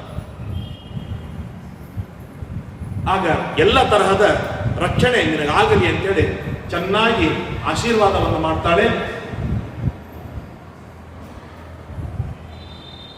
ಅಲ್ಲಿ ತಾಯಿಯಿಂದ ಆಶೀರ್ವಾದ ಅಂದ್ರೆ ತಾಯಿಗೆ ಕನ್ವಿನ್ಸ್ ಮಾಡಿ ತಾಯಿಯಿಂದ ಆಶೀರ್ವಾದವನ್ನು ಪಡೆದುಕೊಂಡು, ಅಮ್ಮ ನೀನೇನು ತ್ರಾಸ ಮಾಡ್ಕೊಳ್ಬೇಡ, ಸ್ವಲ್ಪ ಸೀತೆಯ ಮನೆಗೆ ಹೋಗಿ ಬರ್ತೇನೆ, ಸೀತೆಯ ಮನೆಗೆ ಹೋಗಿ ಬರ್ತೇನೆ ಅಂತ ಹೇಳ್ದ. ಆಯ್ತು ಮಾರಾಯ, ಹೋಗಿ ಬಾ ಅಂತ ಪ್ರೀತಿಯಿಂದ ಆಶೀರ್ವಾದ ಮಾಡಿದ್ದು ನೇರವಾಗಿ ರಾಮ ಸೀತೆಯ ಹತ್ರ ಬಂದ. ಅಲ್ಲಿಯವರೆಗೆ ರಾಜಗಾಂಭೀರ್ಯ, ಮುಖ ಎತ್ತಿಟ್ಟಿದ್ದ. ಲಕ್ಷ್ಮಣನಿಗೆ ಕನ್ವಿನ್ಸ್ ಮಾಡಿದ, ಕೌಸಲ್ಯಗೆ ಕನ್ವಿನ್ಸ್ ಮಾಡಿದ, ಕೈಕೇಯಿ ಹೇಳಿದಾಗ ಒಪ್ಪಿಕೊಂಡ. ದಶರಥ ಮಹಾರಾಜ ಎಷ್ಟು ಸಂಕಟ ಪಟ್ಟರು ಮುಖದ ಮೇಲೆ ಯಾವ ವಿಕಾರವನ್ನು ತೋರಿಸಲಿಲ್ಲ. ನೇರವಾಗಿ ಸೀತೆಯ ಮನೆಗೆ ಬಂದಾಗ ಮಾರಿ ಕೆಳಗೆ ಹಾಕಿದ. ಕಣ್ಣ ದಳ ದಳ ದಳ ದಳ ನೀರು ಬರ್ತಾ ಇವೆ ರಾಮನಿಗೆ. ಸೀತೆಯ ತೊಡೆ ಮೇಲೆ ತಲೆ ಇಟ್ಟು ಬಿಕ್ಕಿ ಬಿಕ್ಕಿ ಬಿಕ್ಕಿ ಬಿಕ್ಕಿ ಆಗ್ತಾರ. ಯಾಕೆ? ತಾಯಿ ಮುಂದೆ ಅಳ್ಲಿಕ್ಕೆ ಏನಾಗಿತ್ತು, ತಂದೆ ಮುಂದೆ ಅಳ್ಲಿಕ್ಕೆ ಏನಾಗಿತ್ತು, ಹೆಂಡತಿ ಮುಂದೆ ಯಾಕೆ ಆಗ್ತಾರ? ಏನ್ ಹೆಂಡತಿ ದಾಸ ಏನ್ ರಾಮ? ಅಂದ್ರೆ ಅಲ್ಲ, ಅವರೆಲ್ಲರ ಮುಂದಲೂ ಗಂಭೀರವಾಗಿಯೇ ಇರಬೇಕು. ತನ್ನ ದೀನತೆ, ತನ್ನ ದೈನ್ಯತೆ, ತನ್ನ ದುಃಖವೇನಿದೆ ಅದು ಕೇವಲ ಅರ್ಧಾಂಗಿನಿಗೆ ಮಾತ್ರ ಗೊತ್ತಿರುವಂತದ್ದು. ನಾನು ತಂದೆ ಮುಂದೆ ಆಡ್ತೇನೆ, ತಾಯಿ ಮುಂದೆ ಆಡ್ತೇನೆ, ಬಂದವ್ರ ಮುಂದೆ ಆಡ್ತೇನೆ ಅಂತಂದ್ರೆ ಎಲ್ಲರೂ ಮಾರಿ ಹೋಗಿದ್ದಾರೆ. ಗಂಡಸು ಯಾಕಾಗಿವೆ ನೀನು? ಬಂದ ಕಷ್ಟಗಳನ್ನು ಎದುರಿಸುವಂತಾರೆ, ಎದುರಿಸಬೇಕಲ್ಲಿ. ಆದರೆ ಹೆಂಡತಿ ಮುಂದ ನಾನು ಸರೆಂಡರ್ ಆಗುವುದೇ ಬಿಕ್ಕಿ ಅಂತ. ಇದು ಎಲ್ಲ ಒಂದು ಪ್ರಾಕ್ಟಿಕಲ್ ಆಗಿ ರಾಮಾಯಣ ರಾಮ ನಾನು ಏನು ಮಾಡಿದ ಅನ್ನೋದನ್ನು ತೋರಿಸ್ಕೊಡ್ತಾನೆ. ನಾಚಿಕೆಯಿಂದ ಕೆಳಮುಖ ಹಾಕಿದ್ದಾನೆ ರಾಮ. ಸೀತೆಯ ಮುಂದೆ ಕಣ್ಣೆತ್ತಿ ಕಣ್ಣಿಟ್ಟು ಮಾತಾಡಿಕ್ಕೆ ರಾಮನಿಗೆ ಆಗ್ತಿಲ್ಲ. ತಂಶೋಕಂ ರಾಘವ ಸ್ವೋಡಂ ತಥೋ ವಿವೃತತಾಂ ತತಃ ವಿವರಣ ವದನಂ ದೃಷ್ಟ. ಆ ಕಣ್ಣೀರು ಹಾಕಿದೊಳಗೆ ಮುಖ ಬಾಡಿ ಹೋಯ್ತಂತೆ ರಾಮನ. ಸೀತೆಗೆ ಗಾಬರಿ ಆಯ್ತು. ಯಾಕೋ ರಾಮ, ಏನಾಯ್ತಿದ್ದು? ವರ್ಷ ಆಯ್ತು ಮದುವೆ ಆದ್ಮೇಲೆ ಈ ತರಹದ ಮುಖ ನಾ ನೋಡೇ ಇಲ್ಲಲ್ಲ, ಯಾಕೆ ಏನಾಯ್ತು? ಅಲ್ಲೇ ಸೀತೆ, ಎಂಥ ಜನಕರಾಜನ ಮಗಳು ಸೀತೆ ಬಗ್ಗೆ ಮಾತಾಡಲಿಕ್ಕೆ ಶುರು ಮಾಡಿಬಿಟ್ಟ. ಎಂದಿಗೂ ಕೂಡ ನಿನಗೆ ನಿನ್ನ ಕಾಲು ಕೆಳಗಿಡ್ಲಿಕ್ಕೆ ಬಿಟ್ಟಿಲ್ಲ ನಿಮ್ಮಪ್ಪ ಜನಕರಾಜ. ಎಲ್ಲಿ ಹೋದಲ್ಲಿ 106 ಜನ ದಾಸರು ದಾಸಿಯರು. ಭಾರಿ ನೀನು ಸ್ವಯಂ ಧರ್ಮಜ್ಞಳಾಗಿದ್ದೀಯ, ಧರ್ಮವನ್ನು ಮಾಡುವವಳಾಗಿದ್ದೀಯ ಅಂತ ಹೇಳಿ ಸೀತೆಯನ್ನು ಚೆನ್ನಾಗಿ ಹೇಳಿ ಒಪ್ಪಿಸಿದ ರಾಮ. ಸೀತೆ ಅಂತಾಳೆ, ಆಯ್ತು ಹೇಳು ರಾಮ, ಏನಾಯ್ತು ಹೇಳು. ಏನಿಲ್ಲ, ದಶರಥ ಮಹಾರಾಜ ಕೈಕೇಯಿಗೆ 2 ವರಗಳನ್ನು ಕೊಟ್ಟಿದ್ದ ಹಿಂದೆ. ಆ 2 ವರಗಳನ್ನು ಇವತ್ತು ಕೈಕೇಯಿ ಬೇಡಿದ್ದಾಳೆ. ನಾನು 4 ವರ್ಷ ವನಕ್ಕೆ ಹೋಗ್ಬೇಕಂತೆ, ಭರತನಿಗೆ ರಾಜ್ಯವಾಗಬೇಕು. ಸೀತೆ ಶಾಂತವಾಗಿತ್ತು. ಏನ್ರಿ ಗೊತ್ತಾಗ್ತ ಒಪ್ಕೊಂಡ್ಬಿಟ್ರೆ ನೀವು ಹುಚ್ಚಿದ್ದೀರಿ. ಅವು ಎಲ್ಲ ಕೈಕೆ ಇದೇ ಹೇಳ್ತಿರ್ತಾಳೆ, ತಾವೆಲ್ಲ ಕೇಳಬಾರ್ದು ಅದನ್ನ. ಅಂತ ಸೀತೆ ಮಾತಾಡಿದ ಅಂತ ತಿಳ್ಕೊಂಡ್ರ ಸರ್ವಥಾ ಇಲ್ಲ. ಶಾಂತವಾಗಿ ಒಪ್ಪಿಕೊಳ್ತಾಳೆ, ಗಪ್ಪಾಗಿ ನಿಂತು. ಏನು ನಾಳೆ ಭರತ ನಿನ್ನ ಹತ್ರ ಬರ್ತಾನೆ, ಭರತ ಬಂದಾಗ ನನ್ನ ಬಗ್ಗೆ ಹೊಗಳ್ಬೇಡ, ನನ್ನ ಬಗ್ಗೆ ಮಾತಾಡ್ಲಿಕ್ಕೆ ಹೋಗ್ಬೇಡ. ಯಾಕೆ? ಶ್ರೀಮಂತರ ಮುಂದೆ ಇನ್ನೊಬ್ಬರನ್ನು ಹೊಗಳುವುದು ಏನಿದೆ ಅವರಿಗೆ ಭಾರಿ ಸಂಕಟವಾಗುತ್ತೆ, ವಿಪರೀತವಾದ ಸಂಕಟವಾಗುತ್ತೆ ಅವರಿಗೆ.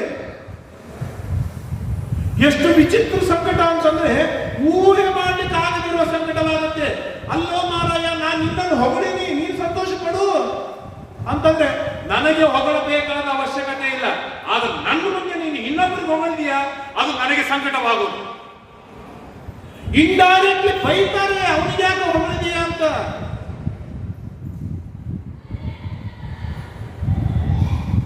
ಅಂದರೆ ನೀವು ನನಗೆ ಹೊಗಳಿದಾಗ ನನಗೆ ಎಷ್ಟು ಖುಷಿ ಆಗಬೇಕಲ್ಲ, ಅದಕ್ಕೂ 3 ಪಟ್ಟು ದುಃಖವಾಗತ್ತೆ ನನ್ನ ಮುಂದೆ ಇನ್ನೊಬ್ಬರಿಗೆ ಹೊಗಳಿದಾಗ. ಎಂತ ಘೋರವಾದ ವಿಪನ್ಯಾಸವಿದೆ ಈಗಿನ ಕಾಲ ಆಗಿದೆ.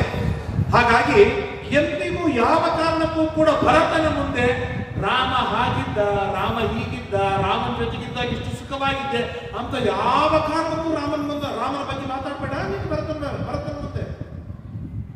ಯಾಕೆಂದ್ರೆ ಹಿರಿಯರಿಗೆ ತುಂಬಾ ಪೀಡೆಯಾಗತ್ತೆ. ವೃದ್ಧಿಯುಕ್ತ ಈ ಪುರುಷ ನಸಹಂತೆ ಪರಸ್ತವ, ಎಂದಿಗೂ ಇನ್ನೊಬ್ಬರ ಸ್ತೋತ್ರವನ್ನು ಅವರು ಸಹನೆಯನ್ನೇ ಮಾಡುವುದಿಲ್ಲ. ತಸ್ಮಾತ್ ನದೇ ಗುಣಾಕತ್ಯ ಭರತಸ್ಯ ಅಗ್ರತೋ ಮಮ, ಆದ್ದರಿಂದಾಗಿ ನನ್ನ ಯಾವ ಗುಣಗಳನ್ನು ಕೂಡ ನೀನು ಭರತನ ಮುಂದೆ ಹೇಳಬೇಡ, ಭರತನ ಮುಂದೆ ಹೇಳಬೇಕಾದ ಅವಶ್ಯಕತೆ ಇಲ್ಲ ಅಂತ ಹೇಳಿ ಸಾಕಷ್ಟು ಮಾತುಗಳನ್ನು ಹೇಳಿದ ತುಂಬಾ ಮಾತುಗಳನ್ನು ಹೇಳಿದ. ಆ ಎಲ್ಲ ಮಾತುಗಳನ್ನು ಕೂಡ ಪ್ರೀತಿಯಿಂದ ಕೇಳಿದ್ದು ಕೈಕೆ ಸೀತೆ. ಯಾಕಂದ್ರೆ ಮಾತಾಡುವಾಗ ಅಡ್ಡು ಮಾತಾಡಬಾರ್ದು. ಅದು ಆ ಮಾತು, ಆ ಚರ್ಚೆ, ಆ ವಿಚಾರ ಎಲ್ಲೋ ಹೋಗ್ಬಿಡುತ್ತೆ. ಹಾಗಾಗಿ ಎಷ್ಟು ಮಾತಾಡ್ತೀರಮ್ಮ, ನೀನು ಮಾತಾಡಿ ಮುಗಿಸು, ಆಮೇಲೆ ನನ್ನ ಅಭಿಪ್ರಾಯ ಏನಂತ ನಾನು ಹೇಳ್ತೇನೆ ಅಂತ ಹೇಳಿ ಚೆನ್ನಾಗಿ ಮಾತಾಡಿ ಅದಕ್ಕಾಗಿ ಸೀತೆ ಇವತ್ತು ನೀನು ಇಲ್ಲಿ ಕೌಸಲ್ಯ ಇದ್ದಾಳೆ, ಕೌಸಲ್ಯ ಜೊತೆಗಿರು. ಭರತ ಬಹಳ ಒಳ್ಳೆಯವನಿದ್ದಾನೆ, ನಿನ್ನನ್ನು ಚೆನ್ನಾಗಿ ನೋಡ್ಕೊಳ್ತಾನೆ, ಏನೂ ಚಿಂತೆ ಮಾಡಬೇಡ. ಯಾವ ಕಾರಣಕ್ಕೂ ನನ್ನ ಬಗ್ಗೆ ಭರತನನ್ನು ಮಾತಾಡ್ಲಿಕ್ಕೆ ಹೋಗ್ಬೇಡ ಅಷ್ಟೇ. 14 ವರ್ಷ ಹಿಂಗೆ ಈಗ ಹುಡುಗರು ಹೇಳ್ತಾರಲ್ಲ, ಇವು ಅಂತ ಹೋಗುತ್ತೆ, ಇವು ಅಂತ ಬಂದ್ಬಿಡೋದು, ಲಘುನೆ ಬಂದ್ಬಿಡ್ತು ಅಂತ ಹೇಳಿ ಸೀತೆ ಹೇಳಿದೆ. ಸೀತೆ ಎಲ್ಲ ಕೇಳಿ ಪ್ರಣಯಾದೇವ ಸಂಕೃತ, ಪ್ರೀತಿಯಿಂದ ಸಿಟ್ಟು ಮಾಡ್ಕೊಳ್ತಾರೆ. ರಾಮ ಹೇಗನ್ಸಿಲ್ಲ, ಏನಿದು ಕಿಮಿದಂ ಭಾಷಸೇ ರಾಮ ವಾಕ್ಯಂ ಲಘುತಯ ಧ್ರುವಂ. ಏನು ಸರಳ ಇದೆ, ಭರತನ ಮುಂದೆ ನನ್ನ ಬಗ್ಗೆ ಮಾತಾಡಬೇಡ, 14 ವರ್ಷ ಇಲ್ಲಿರೋ ನಾನು ಹೊರಗೆ ಹೋಗಿ ಬರ್ತೇನೆ. ಏನ್ ಮಾತಾಡ್ಲಿಕ್ಕೆ ಏನಿದೆ? ಆರ್ಯಪುತ್ರ ಪಿತಾ ಮಾತಾ ಭ್ರಾತಾ ಪುತ್ರ ತಥಾ ಸ್ಪೃಶ ಸ್ವಾನಿ ಪುಣ್ಯಾನಿ ಮುಂಜಾನ ಸ್ವಂ ಸ್ವಂ ಭಾಗ್ಯ ಉಪಾಸತೆ. ರಾಮ ಕೇಳಿದ್ದೆ ಏನು, ತಂದೆ ತಾಯಿ ಅಣ್ಣ ತಮ್ಮ ಸೊಸಿ ಇವರೆಲ್ಲರೂ ತಮ್ಮ ತಮ್ಮ ಪುಣ್ಯದಿಂದ ತಾವು ಜೀವನವನ್ನು ಮಾಡ್ತಾರೆ, ತಾವು ಸುಖವಾಗಿರ್ತಾರೆ. ಆದರೆ ಭರ್ತೃರ್ಭಾಗ್ಯಂತು ನಾನೇಕ ಪ್ರಾಪ್ನೋತಿ ಭರತರ್ಷಭ, ಹೆಣ್ಣಿಗೆ ಗಂಡನ ಪ್ರೀತಿ, ಗಂಡನ ಪುಣ್ಯವೇ ಹೆಣ್ಣಿಗೆ ಇರುವುದು. ಏನ್ ಹೇಳ್ತೀನಿ ಏನ್ ಹೇಳ್ತೀರಿ ನೀವು? 14 ವರ್ಷ ನಾನು ಹೊಲಕ್ಕೆ ಹೋಗ್ತೇನೆ, ನೀನು ಇಲ್ಲಿ ಸುಖವಾಗಿರಂತೇಳಿ ಇರ್ಲಿಕ್ಕೆ ಸಾಧ್ಯವಾ? ಭಾಗ್ಯ ಬಿಟ್ಟು ಇರ್ಲಿಕ್ಕೆ ಸಾಧ್ಯವಾ? ಆಗುವುದಿಲ್ಲ. ನಮ್ಮ ಅಪ್ಪ ಅಮ್ಮ ನನಗೆ ಇದನ್ನು ಹೇಳಿ ಕಳಿಸಿಲ್ಲ, ನನಗೆ ಹೇಳಿ ಕಳಿಸಿಲ್ಲ ಇದನ್ನು ನನಗೆ. ಅಗ್ರತಸ್ಥೆ ಗಮಿಷ್ಯಾಮಿ ರೀ, ಒಂದ್ ಮಾತು ಕೇಳಿ, ನೀವು ವನಕ್ಕೆ ಹೋಗ್ತಾ ಇರುವಾಗ 2 ಹೆಜ್ಜೆ ಮುಂದೆ ನಾನು ಹೋಗ್ತೇನೆ, ಅಲ್ಲಿ ಬರುವ ಮುಳ್ಳುಗಳನ್ನು ನಾನು ತೆಗೆದು ಬಾಗಿ ಸರಿಸಿ ನಿಮ್ಮನ್ನು ನಡೆಯುವುದಕ್ಕೆ ಅನುಕೂಲ ಮಾಡಿಕೊಡ್ತೇನೆ ಹೊರತು ನೀವು ವನಕ್ಕೆ ಹೋದಾಗ ನಾನು ಇಲ್ಲಿ ರಾಜ ವೈಭವದೊಳಗಿರುವಂತೀರ? ಕ್ಷೇಮವ? ಈ ವಿಚಾರ ಒಳ್ಳೆ ವಿಚಾರವ? ಇದನ್ನು ನಾನು ಒಪ್ಪಿಕೊಳ್ಳಬೇಕಾ? ಇದನ್ನು ಆಗುವುದಿಲ್ಲ. ನಮ್ಮಪ್ಪ ಈ ಸಂಸ್ಕಾರ ಕೊಟ್ಟಿಲ್ಲ ನನಗೆ.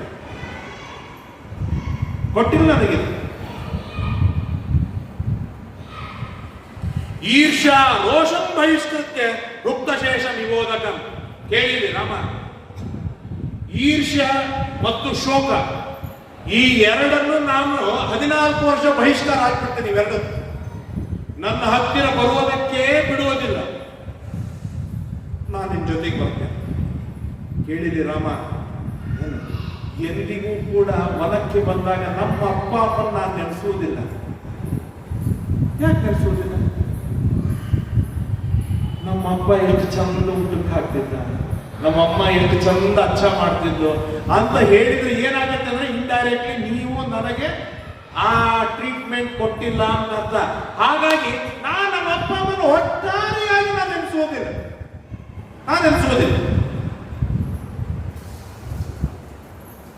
ನಾಹಂ ಶಕ್ಯ ಮಹಾಭಾಗ ನಿವರ್ತ ಇದು ಮುದ್ಯತ ಫಲ ಮೂಲಾಶನ. ಅಲ್ಲಿ ಹೋಗಿ ಗಡ್ಡಿ ಗೆಣಸು ತಿನ್ಬೇಕಾಗತ್ತೆ. ನೀನೇನೋ ಬಾರಿ ಬಾರಿ ಬಂಗಾರದ ಪಾತ್ರೆಯೊಳಗ ಬಿಸಿ ಬಿಸಿ ಬಿಸಿ ಅನ್ನವನ್ನು ಊಟ ಮಾಡಿದವಳು ನೀನು. ಅಲ್ಲೆಲ್ಲಿ ನೋಡ್ರಾಮ, ನೀ ಏನು ತಿಂತೀಯಲ್ಲ, ತಿಂದ ಮೇಲೆ ನೀ ಏನು ಎಲಿಯೊಳಗೆ ಉಳಿಸ್ತೀಯಲ್ಲ, ಅಷ್ಟು ತಿಂದು ನಾನು ಜೀವನ ಮಾಡ್ತೀನಿ, ಅಷ್ಟು ತಿಂದು ಜೀವನ. ಆದರೆ ನಿನ್ನ ಬಿಟ್ಟು ನಾನು ಇಲ್ಲಿ ಇರ್ಲಿಕ್ಕೆ ಸಾಧ್ಯವಿಲ್ಲ. ಇದು 50 ವರ್ಷದ 60 ವರ್ಷದ 70 ವರ್ಷದ 80 ವರ್ಷದ ಮದುವೆಯಾಗಿ ಬಾಂಧವ್ಯ ಗಟ್ಟಿಯಾದ ಹೆಣ್ಣು ಮಾತನಾಡೋದಲ್ಲಿದೆ. ಸರಿಯಾಗಿ 1 ವರ್ಷ ಕಳೆದಿದೆ ಮದುವೆಯಾಗಿ, ಸಣ್ಣ ಬಾಲಕಿ. ಅವಳು ಹೇಳ್ತಾಳೆ, ಯಾವ ಕಾರಣಕ್ಕೂ ಕೂಡ ರಾಮ ನಿನ್ ಬಿಟ್ಟು ನಾನು ಇರುವುದು ಅನ್ನೋದು ನನ್ನ ಕನಸಿನೊಳಗೂ ಊಹೆ ಮಾಡಿ ಸಾಧ್ಯವಿಲ್ಲ. ಇಚ್ಛಾಮಿ ಪರತ ಶೈಲಾಂ ಪಲ್ಲ ಫಲಾನಿ ಸರಾಂಶ. ಅಲ್ಲ ರಾಮ, ನೀನು ಗಡ್ಡಿಗೆಣಸು ತಿಂತೀಯಲ್ಲ, ನಾನು ಅದೇ ಇಷ್ಟಪಡ್ತೇನೆ. ನಾನು ಅದೇ ಇಷ್ಟಪಡ್ತೇನೆ. ನಮಗೆ ಇಷ್ಟಪಡದಿರುವುದು ನೀವು ಎಲಿಯೊಳಗೆ ಬಡಿಸಿದ್ರೆ ನನಗೆ ಕಿರಿಕಿರಿ ಆಗತ್ತೆ. ನೀವು ಎಲಿಯೊಳಗೆ ಏನು ಬಡಿಸಿದ್ದೀರಿ ಅದನ್ನೆಲ್ಲವನ್ನು ನಾನು ಇಷ್ಟಪಟ್ಬಿಟ್ರೆ ಅದನ್ನು ನಾನು ತಿನ್ನಲೇಬೇಕು ಇಷ್ಟಪಟ್ಟ ಮೇಲೆ. ಹಾಗಾಗಿ ನೀನು ಗಡ್ಡಿ ಹಾಕು, ಗೆಣಸು ಹಾಕು, ಉಪವಾಸ ಬಿಡಿಸು, ಏನಾದರೂ ಮಾಡು, ಅದನ್ನು ನಾನು ಪ್ರೀತಿಯಿಂದ ಸ್ವೀಕಾರವನ್ನು ಮಾಡ್ತೇನೆ, ಅದನ್ನು ನಾನು ಇಷ್ಟಪಟ್ಟು ಸ್ವೀಕಾರವನ್ನು ಮಾಡ್ತೇನೆ. ಆದ್ರಿಂದ ಅದರಿಂದ ನನಗೇನು ಸಮಸ್ಯೆ ಆಗುವುದಿಲ್ಲ.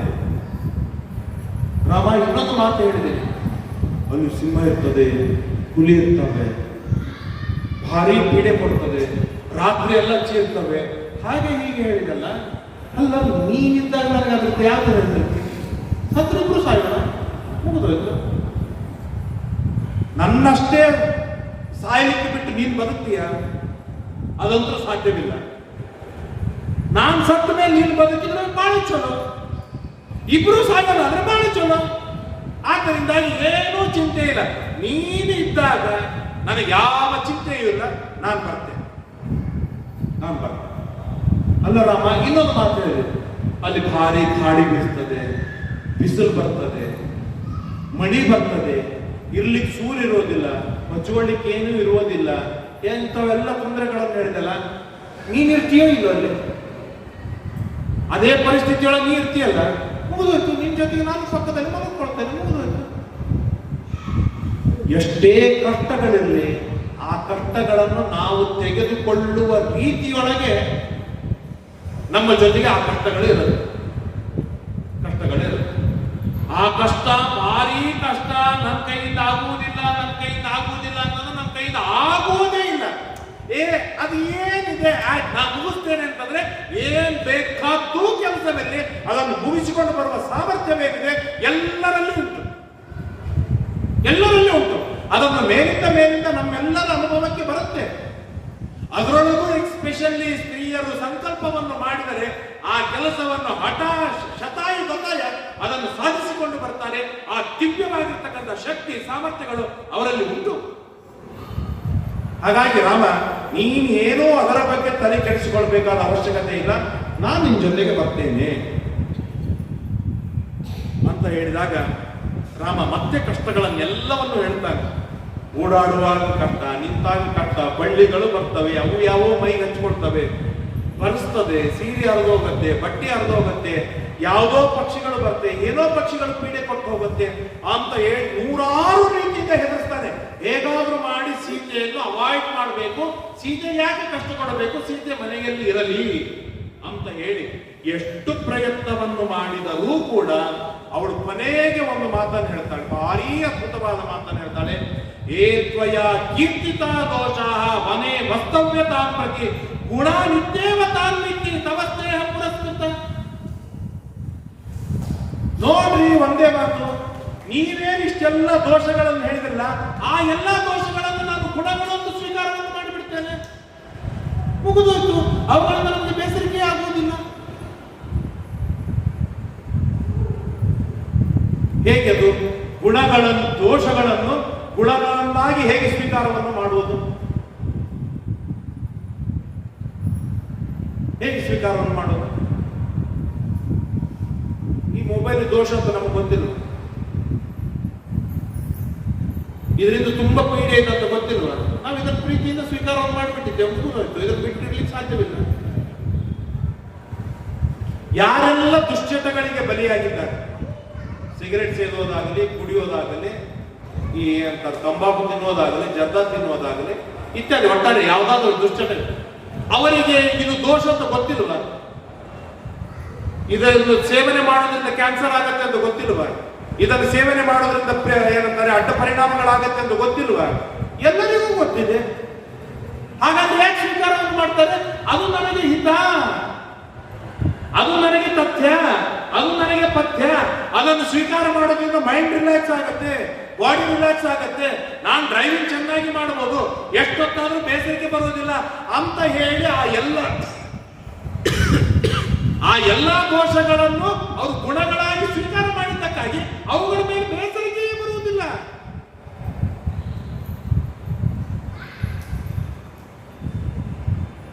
ದೇವರಿಗೆ ಅನ್ನವನ್ನು ನೈವೇದ್ಯವನ್ನು ಮಾಡದೆ ಊಟ ಮಾಡಬಾರದು.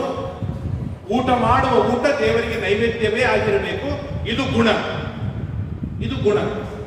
ನಾವು ಈ ಗುಣವನ್ನು ಏನ್ ಮಾಡಿದ್ದೇವೆ?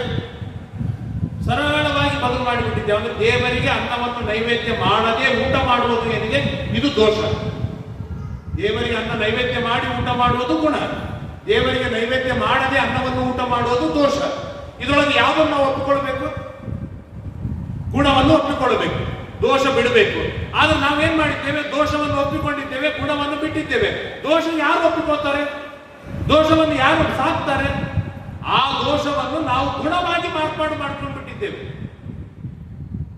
ಅಖಂಡವಾಗಿ ಮಡಿ ಮೈಲಿಗೆ ಅನ್ಕೋತ ಕುತ್ಕೊಂಡ್ಬಿಟ್ರೆ ಸ್ಕೂಲಿಗೆ ಅನುಕೂಲವಾಗುವುದಿಲ್ಲ. ಹುಡುಗರಿಗೆ, ಗಂಡಂದರಿಗೆ ಆಫೀಸಿಗೆ ಕಳಿಸ್ಲಿಕ್ಕೆ ಆಗುವುದಿಲ್ಲ, ನಾನು ಆಫೀಸಿಗೆ ಹೋಗ್ಲಿಕ್ಕೆ ಆಗುವುದಿಲ್ಲ, ಮನೆ ಕೆಲಸಗಳನ್ನು ನೋಡಿಕೊಳ್ಳಿಕ್ಕೆ ಆಗುವುದಿಲ್ಲ, ಮನೆಯೊಳಗೆ ಅನುಕೂಲ ಮಾಡುವವರು ಯಾರಿಲ್ಲ ಅಂತ ಹೇಳಿ ಆ ಗುಣದ ಬಗ್ಗೆನೇ 10 ನೆಗೆಟಿವಿಟಿಯನ್ನು ಕ್ರಿಯೇಟ್ ಮಾಡಿಕೊಂಡು ಯಾವುದು ದೋಷವಾಗಿದೆ, ಈ ದೋಷ ನಮಗೆ ಹಿತವಾಗಿದೆ, ಹೀಗೆ ನಾನು ಕುಕ್ಕರ್ ಇಟ್ಟೆ, ಒಳಗೊಂದು ಸ್ನಾನ ಮಾಡಿ ಬರೋದ್ರಾಗೆ ಅನ್ನವಾಗಿ ಬಿಡ್ತದೆ, ಪಟ್ಟಂತ ಇಳಿಸಿದೆ, ಊಟಕ್ಕೆ ಬಡಿಸಿದೆ, ಕಳಿಸಿಬಿಟ್ಟೆ, ಸರಳವಾಯಿತು ಅಂತ ಹೇಳಿ ಆ ದೋಷವನ್ನು ನಾವು ಗುಣವಾಗಿ ಸ್ವೀಕಾರ ಮಾಡಿದ್ದಕ್ಕಾಗಿ ಅದೇ ರೀತಿಯಾಗಿ ನಾವೆಲ್ಲರೂ ಇವತ್ತು ಊಟ ಮಾಡ್ತಾ ಇದ್ದೇವೆ. ಅಲ್ಲ, ಇಲ್ಲಿದ್ದವ್ರು ಯಾರಲ್ಲ, ಯಾರು ಊಟ ಮಾಡ್ತಾರೆ ಅವರು. ಅಂದ್ರೆ ಸರಳವಾಗಿ ಯಾವ ವಿಚಾರವಿಲ್ಲದೇನೆ ನಾವು ದೋಷವನ್ನು ಗುಣವಾಗಿ ಮಾರ್ಪಾಡು ಮಾಡ್ತೇವೆ, ಗುಣವನ್ನು ದೋಷವಾಗಿ ಮಾರ್ಪಾಡು ಮಾಡ್ತೇವೆ. ಆದ್ದರಿಂದಾಗಿ ಅದು ನಮ್ಮ ಮೆಂಟಾಲಿಟಿ ಮೇಲಿದೆ. ಹಾಗಾಗಿ ಸೀತೆ ಹೇಳಿದ್ರು, ರಾಮ ಇಷ್ಟೆಲ್ಲ ಏನು ದೋಷವಿದೆ, ಚಳಿ ಇದೆ, ಮಳೆ ಆಗತ್ತೆ, ಬಿಸಿಲಾಗತ್ತೆ, ವೃಕ್ಷಗಳಿವೆ, ಬಳ್ಳಿಗಳಿವೆ, ಜಾರತ್ತೆ, ಗುಡ್ಡದಿಂದ ಇಳಿಬೇಕು, ಗುಡ್ಡದಿಂದ ಏರ್ಬೇಕು, ನೀರು ಬರುತ್ತೆ, ಸುಂಟರ ಗಾಳಿ ಅವಾಗೂ ಬರಬಹುದು, ಏನೂ ಆಗಬಹುದು, ಹುಲಿ ಬರಬಹುದು, ಸಿಂಹ ಬರಬಹುದು, ಕರಡಿ ಬರಬಹುದು. ಹಾಗೆಲ್ಲ ಏನು ದೋಷಗಳನ್ನು ಲಿಸ್ಟ್ ಹೇಳ್ದಲ್ಲ, ಆ ಎಲ್ಲಾ ದೋಷಗಳನ್ನು ನಾನು ಗುಣವಾಗಿ ಮಾರ್ಪಾಡು ಮಾಡ್ಕೊಂಡ್ಬಿಡ್ತೇನೆ, ಅದಕ್ಕೆ ಅಡ್ಜಸ್ಟ್ ಆಗಿಬಿಡ್ತೇನೆ. ಹಾಗಾಗಿ ನನಗೆ ಏನು ಚಿಂತೆಯೇ ಇಲ್ಲ, ನಾನು ಬರ್ತೇನೆ ನಿನ್ ಜೊತೆಗೆ, ನಾನು ನಿನ್ ಜೊತೆಗೆ ಬರ್ತೇನೆ ಅಂತ ಇಷ್ಟೆಲ್ಲ ಹೇಳಿ ಕೊನೆಗೆ ಸೀತೆ ಒಂದು ಮಾತನ್ನು ಹೇಳ್ತಾಳೆ. ಪತಿಹೀನಾತು ಯಾ ನಾರಿ ನಸಾ ಶಕ್ಷ್ಯತಿ ಜೀವಿತು. ಗಂಡನಿಲ್ಲದೆ ಇರುವುದು ಜೀವನದೊಳಗೆ ಕನಸಿನೊಳಗೂ ಊಹ ಮಾಡಲಿಕ್ಕೆ ಸಾಧ್ಯವಿಲ್ಲ. ಆದ್ದರಿಂದಾಗಿ ರಾಮ, ನೀನಿಲ್ಲದೆ ನಾನಿರ್ತೇನೆ ಅಂತ ಅನ್ನೋದೇನಿದೆ, ಇದು ಅತ್ಯಂತ ಸುಳ್ಳಾದ ಮಾತು. ಅದನ್ನು ನಾನು ಒಪ್ಪಿಕೊಳ್ಳುವುದೇ ಇಲ್ಲ. ನಾನು ವನಕ್ಕೆ ಬಂದೆ, ಪತ್ನಿ ಅಲ್ಲ, ನಾನು ವನಕ್ಕೆ ನಿನ್ನ ಜೊತೆಗೆ ಒಂದು ಹೆಜ್ಜೆ ಮುಂದಿಟ್ಟೆ ಅಂತ ಹೇಳಿದಾಗ ವನವಾಸ ಕೃತೋತ್ಸಾಹ ನಿತ್ಯಮೇವ ಮಹಾಬಲ ಆದೇಶೋ ವನವಾಸಸ್ಯ ಪ್ರಾಪ್ತವ್ಯಸ ಮಯಾಕಿಯ. ಆದ್ದರಿಂದಾಗಿ ರಾಮ ಆದೇಶವನ್ನು ಮಾಡು, ನಿನ್ನ ಜೊತೆಗೆ ನಾನು ವನಕ್ಕೆ ಬರ್ತೇನೆ. ರಾಮ ಅಂತಾನೆ, ಅಲ್ಲೇ ನಿಮ್ಮಪ್ಪ ನಾನು ಕೊಟ್ಟು ಮದುವೆ ಮಾಡುವಾಗ ನಿನ್ನನ್ನು ಸುಖವಾಗಿ ಇಟ್ಟು ನೋಡಿಕೋ ಅಂತ ಹೇಳಿ ಮದುವೆ ಮಾಡಿ ಕೊಟ್ಟಿದ್ದಾನೆ. ನಾನು ನಿನ್ನನ್ನು 14 ವರ್ಷ ವನಕ್ಕೆ ಕರ್ಕೊಂಡು ಹೋದ್ರೆ ಆ ಗಿಡ ನಾಯಿ ಹೊಡೆದ ಹೊಡೆದಿದೆ ನಿಮ್ಮಪ್ಪ ನನ್ನ. ಎಷ್ಟು ಬೇಸರಿಕೆ ಮಾಡ್ಕೊಳ್ತಾನೆ, ಎಷ್ಟು ತ್ರಾಸು ಮಾಡ್ಕೊಳ್ತಾನೆ ಗೊತ್ತಿಲ್ವ ನಿನಗೆ? ನಿನ್ನ ಮೇಲೆ ಅಷ್ಟು ವಿಶ್ವಾಸವಿಟ್ಟು ಚೆನ್ನಾಗಿ ನೋಡಿಕೊಳ್ತೀಯ ಅಂತ ಪೂರ್ಣವಾದ ಭರವಸೆಯಿಂದ ನನ್ನನ್ನು ಕೊಟ್ಟು ಕಳಿಸಿದ್ದಾನೆ. ನಿನ್ನನ್ನು ಹೊರಗೆ ಕಳಿಸಿಬಿಟ್ರೆ ಅವನಿಗೆ ಬೇಸರಿಕೆ ಆಗೋದಿಲ್ವಾ? ಹೌದು, ನಿಮ್ಮ ಮೇಲೆ ವಿಶ್ವಾಸವಿಟ್ಟು ಕಳಿಸಿದ್ದಾನೆ ನಮ್ಮಪ್ಪ, ಅದರೊಳಗೆ 2 ಮಾತಿಲ್ಲ. ನನ್ನ ಮೇಲೂ ಅಷ್ಟೇ ವಿಶ್ವಾಸವಿಟ್ಟು ಕಳಿಸಿದ್ದಾನೆ. ಯಾವ ಕಾರಣಕ್ಕೂ ಒಂದು ಕ್ಷಣವೂ ಕೂಡ ರಾಮನಿಲ್ಲದೆ ನೀನು ಇರುವ ಹಾಗಿಲ್ಲ ಅಂತ ಆದೇಶ ಮಾಡಿ ಕಳಿಸಿದ್ದಾನೆ. ಮತ್ತೆ ನಾನು ನಮ್ಮ ಅಪ್ಪನ ಆಜ್ಞೆಯನ್ನು ಪರಿಪಾಲನೆಯನ್ನು ಮಾಡುವುದು ಅಷ್ಟೇ ಧರ್ಮವಾಗಿದೆಯಲ್ಲ, ನಾನು ಬರ್ತೇನೆ. ಯಾರಿಷ್ಟು ಆರ್ಗ್ಯುಮೆಂಟ್ ಮಾಡಿ ಬರ್ತೇನೆ ಅಂತಾರೆ ವನಕ್ಕೆ? ನೀನು ಮಾಡಿದೆ, ನಿಮ್ಮಪ್ಪನ ಮಾತು ಯಾಕೆ ಕೇಳ್ತಿ ಅಂತ ಬೈತಾರೆ. ನಿಮ್ಮಪ್ಪನ ಮಾತು ಕೇಳಿದಾಗ ನೀನ್ ಕೇಳ್ಕೋ, ನನಗೇನು ಸಂಬಂಧ ಇಲ್ಲ ಅಂತಾರೆ. ಅಂತಾದ್ರಾಗ ಸೀತೆ ಅಂತಾಳೆ, 16 ರೀತಿಯಿಂದ ರಾಮ ವಿರೋಧ ಮಾಡಿದರು, 16 ರೀತಿಯಿಂದ ಉತ್ತರವನ್ನು ಕೊಟ್ಟು ಒಟ್ಟಾರೆಯಾಗಿ ನಾನು ವನಕ್ಕೆ ಬರ್ತೇನೆ. ನ ಮಾತು ನ ಪಿತುಸ್ತತ್ರ ಸ್ಮರಿಷ್ಯಾಮಿ ನವೇಶ್ಮನಃ. ನನ್ನ ಮನೆಯನ್ನಾಗಲಿ, ನನ್ನ ತಂದೆಯನ್ನಾಗಲಿ, ನನ್ನ ತಾಯಿಯನ್ನಾಗಲಿ ಎಂದಿಗೂ ಕೂಡ ನಾನು ನಿನ್ನ ಜೊತೆಗೆ ಇರುವಷ್ಟು ಕಾಲ ನೆನೆಸುವುದಿಲ್ಲ, ಸ್ಮರಣೆಗೆ ತಂದುಕೊಳ್ಳುವುದಿಲ್ಲ. ಏನು ಚಿಂತೆ ಮಾಡಬೇಡ. ನಹಿನೇಸ್ತಿ ಭಯಂ ಕಿಂಚಿತ್. ರಾಮ, ನನ್ನನ್ನು ಕರ್ಕೊಂಡು ಹೋಗೋದ್ರಿಂದ ನಿನಗೇನಾದ್ರೂ ಭಯವಿದೆಯೇನು? ನಾನೇ ಒಬ್ಬರು ಕಷ್ಟಪಟ್ಟು ತಿರುಪತಿ ಹೊಂಟೀನಿ, ನೀನೊಂದು ಬೆನ್ನತ್ತಿದೆ ಅಂತ ನಿನ್ಸೋಲೆ ಒಂದು 5,000 ರೂಪಾಯಿ ಖರ್ಚು ಮಾಡಬೇಕು ಅಂತ ಏನಾದ್ರೂ ಭಯವಿದೆಯಾ? ಆ ಭಯ ಪಡಬೇಕಾದ ಅವಶ್ಯಕತೆಯೇ ಇಲ್ಲ. ನನ್ನಿಂದ ನಿನಗೆ ಗುರುಗುಂಜಿ ಅಷ್ಟು ತೊಂದರೆ ಆಗುವುದಿಲ್ಲ. ಇದನ್ನು ನಾನು ಇವತ್ತು ಗಟ್ಟಿಯಾಗಿ ಹೇಳ್ತೇನೆ, ಕೇಳಿಲ್ಲ ರಾಮ. ಅಷ್ಟು ಅನುಕೂಲವಾಗಿ ನಾನು ಬರ್ತೇನೆ, ನನ್ನನ್ನು ಕರೆದುಕೊಂಡು ಹೋಗು ಅಂತ ಇಷ್ಟು ಹೇಳಿದಾಗ ರಾಮ ಒಂದು ಮಾತು ಹೇಳ್ತಾನೆ, ಸೀತೆ ನೀನು ವನಕ್ಕೆ ಬರುವುದು ನಿಶ್ಚಿತವಾ? ಹೌದು. ಹಾಗಾದರೆ ಬ್ರಾಹ್ಮಣರಿಗೆ ಅನ್ನದಾನ ಮಾಡಿ, ಭಿಕ್ಷುಕರಿಗೆ ಅನ್ನವನ್ನು ಕೊಡು, ಭೂಷಣಗಳನ್ನು ಕೊಡು, ಭಾರಿ ಭಾರಿ ಬೆಲೆ ಬಾಳುವ ವಸ್ತ್ರಗಳನ್ನು ಕೊಡು. ನಿನ್ನ ವಸ್ತುಗಳು ನಿನ್ನಲ್ಲಿ ಏನಿವೆ ನೋಡು, ಎಲ್ಲವನ್ನು ಕೈ ಬಿಚ್ಚಿ ದಾನವಾಗಿ ಕೊಡಿವ. ಕೊಟ್ಟ ದಾನ ನನ್ನನ್ನು, ಅಂದ್ರೆ ನಾನು ಮಾಡಿದ ಧರ್ಮ ನನ್ನನ್ನು ರಕ್ಷಣೆಯನ್ನು ಮಾಡಲಿ ಅಂತೇಳಿ ನನ್ನ ತಾಯಿ ನನಗೆ ಹೇಗೆ ಆಶೀರ್ವಾದ ಮಾಡಿದ್ದಲ್ಲ, ನಾನು ನಿನಗೆ ಆಶೀರ್ವಾದವನ್ನು ಮಾಡ್ತೇನೆ. ಇವತ್ತು ನೀನು ಮಾಡಿದ ಧರ್ಮವೇ ನಿನ್ನನ್ನು ರಕ್ಷಣೆಯನ್ನು ಮಾಡಬೇಕು. ಆದ್ದರಿಂದ ಯಥೇಚ್ಛವಾಗಿ ದಾನ ಮಾಡು ಅಂತ ಹೇಳಿ ದಾನ ಮಾಡೋದಕ್ಕೆ ಅನುಮತಿಯನ್ನು ಕೊಟ್ಟು ಸೀತೆಯನ್ನು ವನವಾಸಕ್ಕೆ ಕರೆದುಕೊಂಡು ಹೋಗುವುದಕ್ಕಾಗಿ ಸಮ್ಮತಿಯನ್ನು ಕೊಡ್ತಾನೆ ರಾಮ.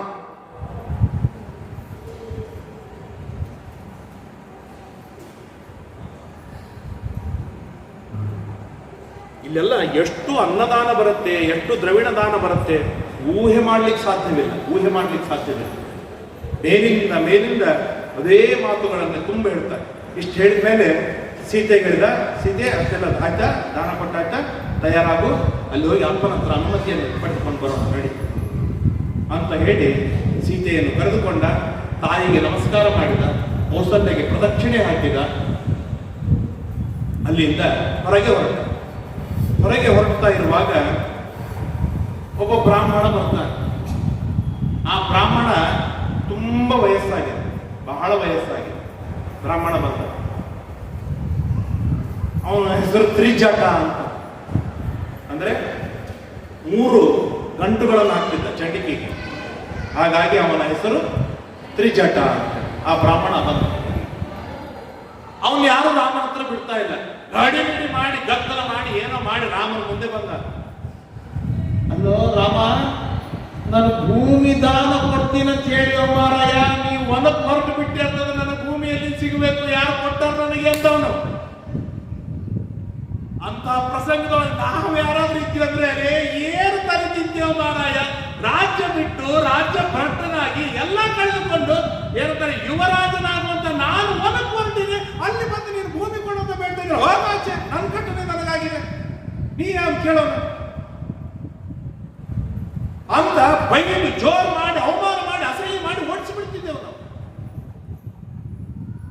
ರಾಮ ಅದ್ಭುತವಾದ ವ್ಯಕ್ತಿತ್ವದ ರಾಮ ಅಂದ, ಬಾರೋ, ಹೌದಲ್ಲೋ ಬ್ರಾಹ್ಮಣ, ನೀನು ಮಾತು ಕೊಟ್ಬಿಟ್ಟಿದ್ದೆ ನೋಡು, ಈ ಕೊಳ್ಳಿನ ಇನ್ನು 14 ವರ್ಷ ಪಾಪ ನೀನು ಬದುಕ್ತೀಯೋ ಇಲ್ಲ, ಇನ್ನು 8 ವರ್ಷ ಬಾಯ್ ಬಾ ಅಂತ ಹೇಳಿ ಬೆನ್ನ ಮೇಲೆ ಕೈ ಆಡ್ಸಿ ಅವನನ್ನು ಕರೆದುಕೊಂಡು ಹೋಗಿ ಅಲ್ಲೇ ಆ ಮುದುಕಿನ ಕೈ ಒಂದು ಕೋಲಿರ್ತಾನೆ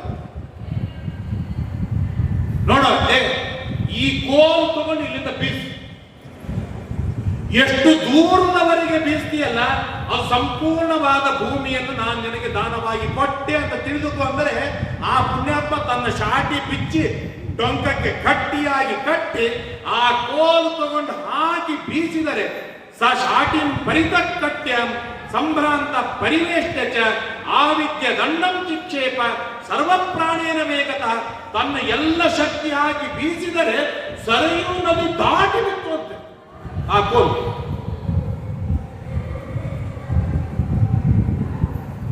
ರಾಮ ಹೇಳಿದ, ಅಷ್ಟೆಲ್ಲ ಸರೌಂಡಿನ ಜಾಗವೇನಿದೆ ನಿನಗೆ ಕೊಟ್ಟೆ ಮಾರಾಯ ಬ್ರಾಹ್ಮಣ ಅಂತ ಹೇಳಿ ಬ್ರಾಹ್ಮಣನಿಗೆ ಕೊಟ್ಟು ನಮಸ್ಕಾರವನ್ನು ಮಾಡಿ ಮನ್ಯುರ್ನ ಕಲು ಕರ್ತವ್ಯ ಪರಿವ.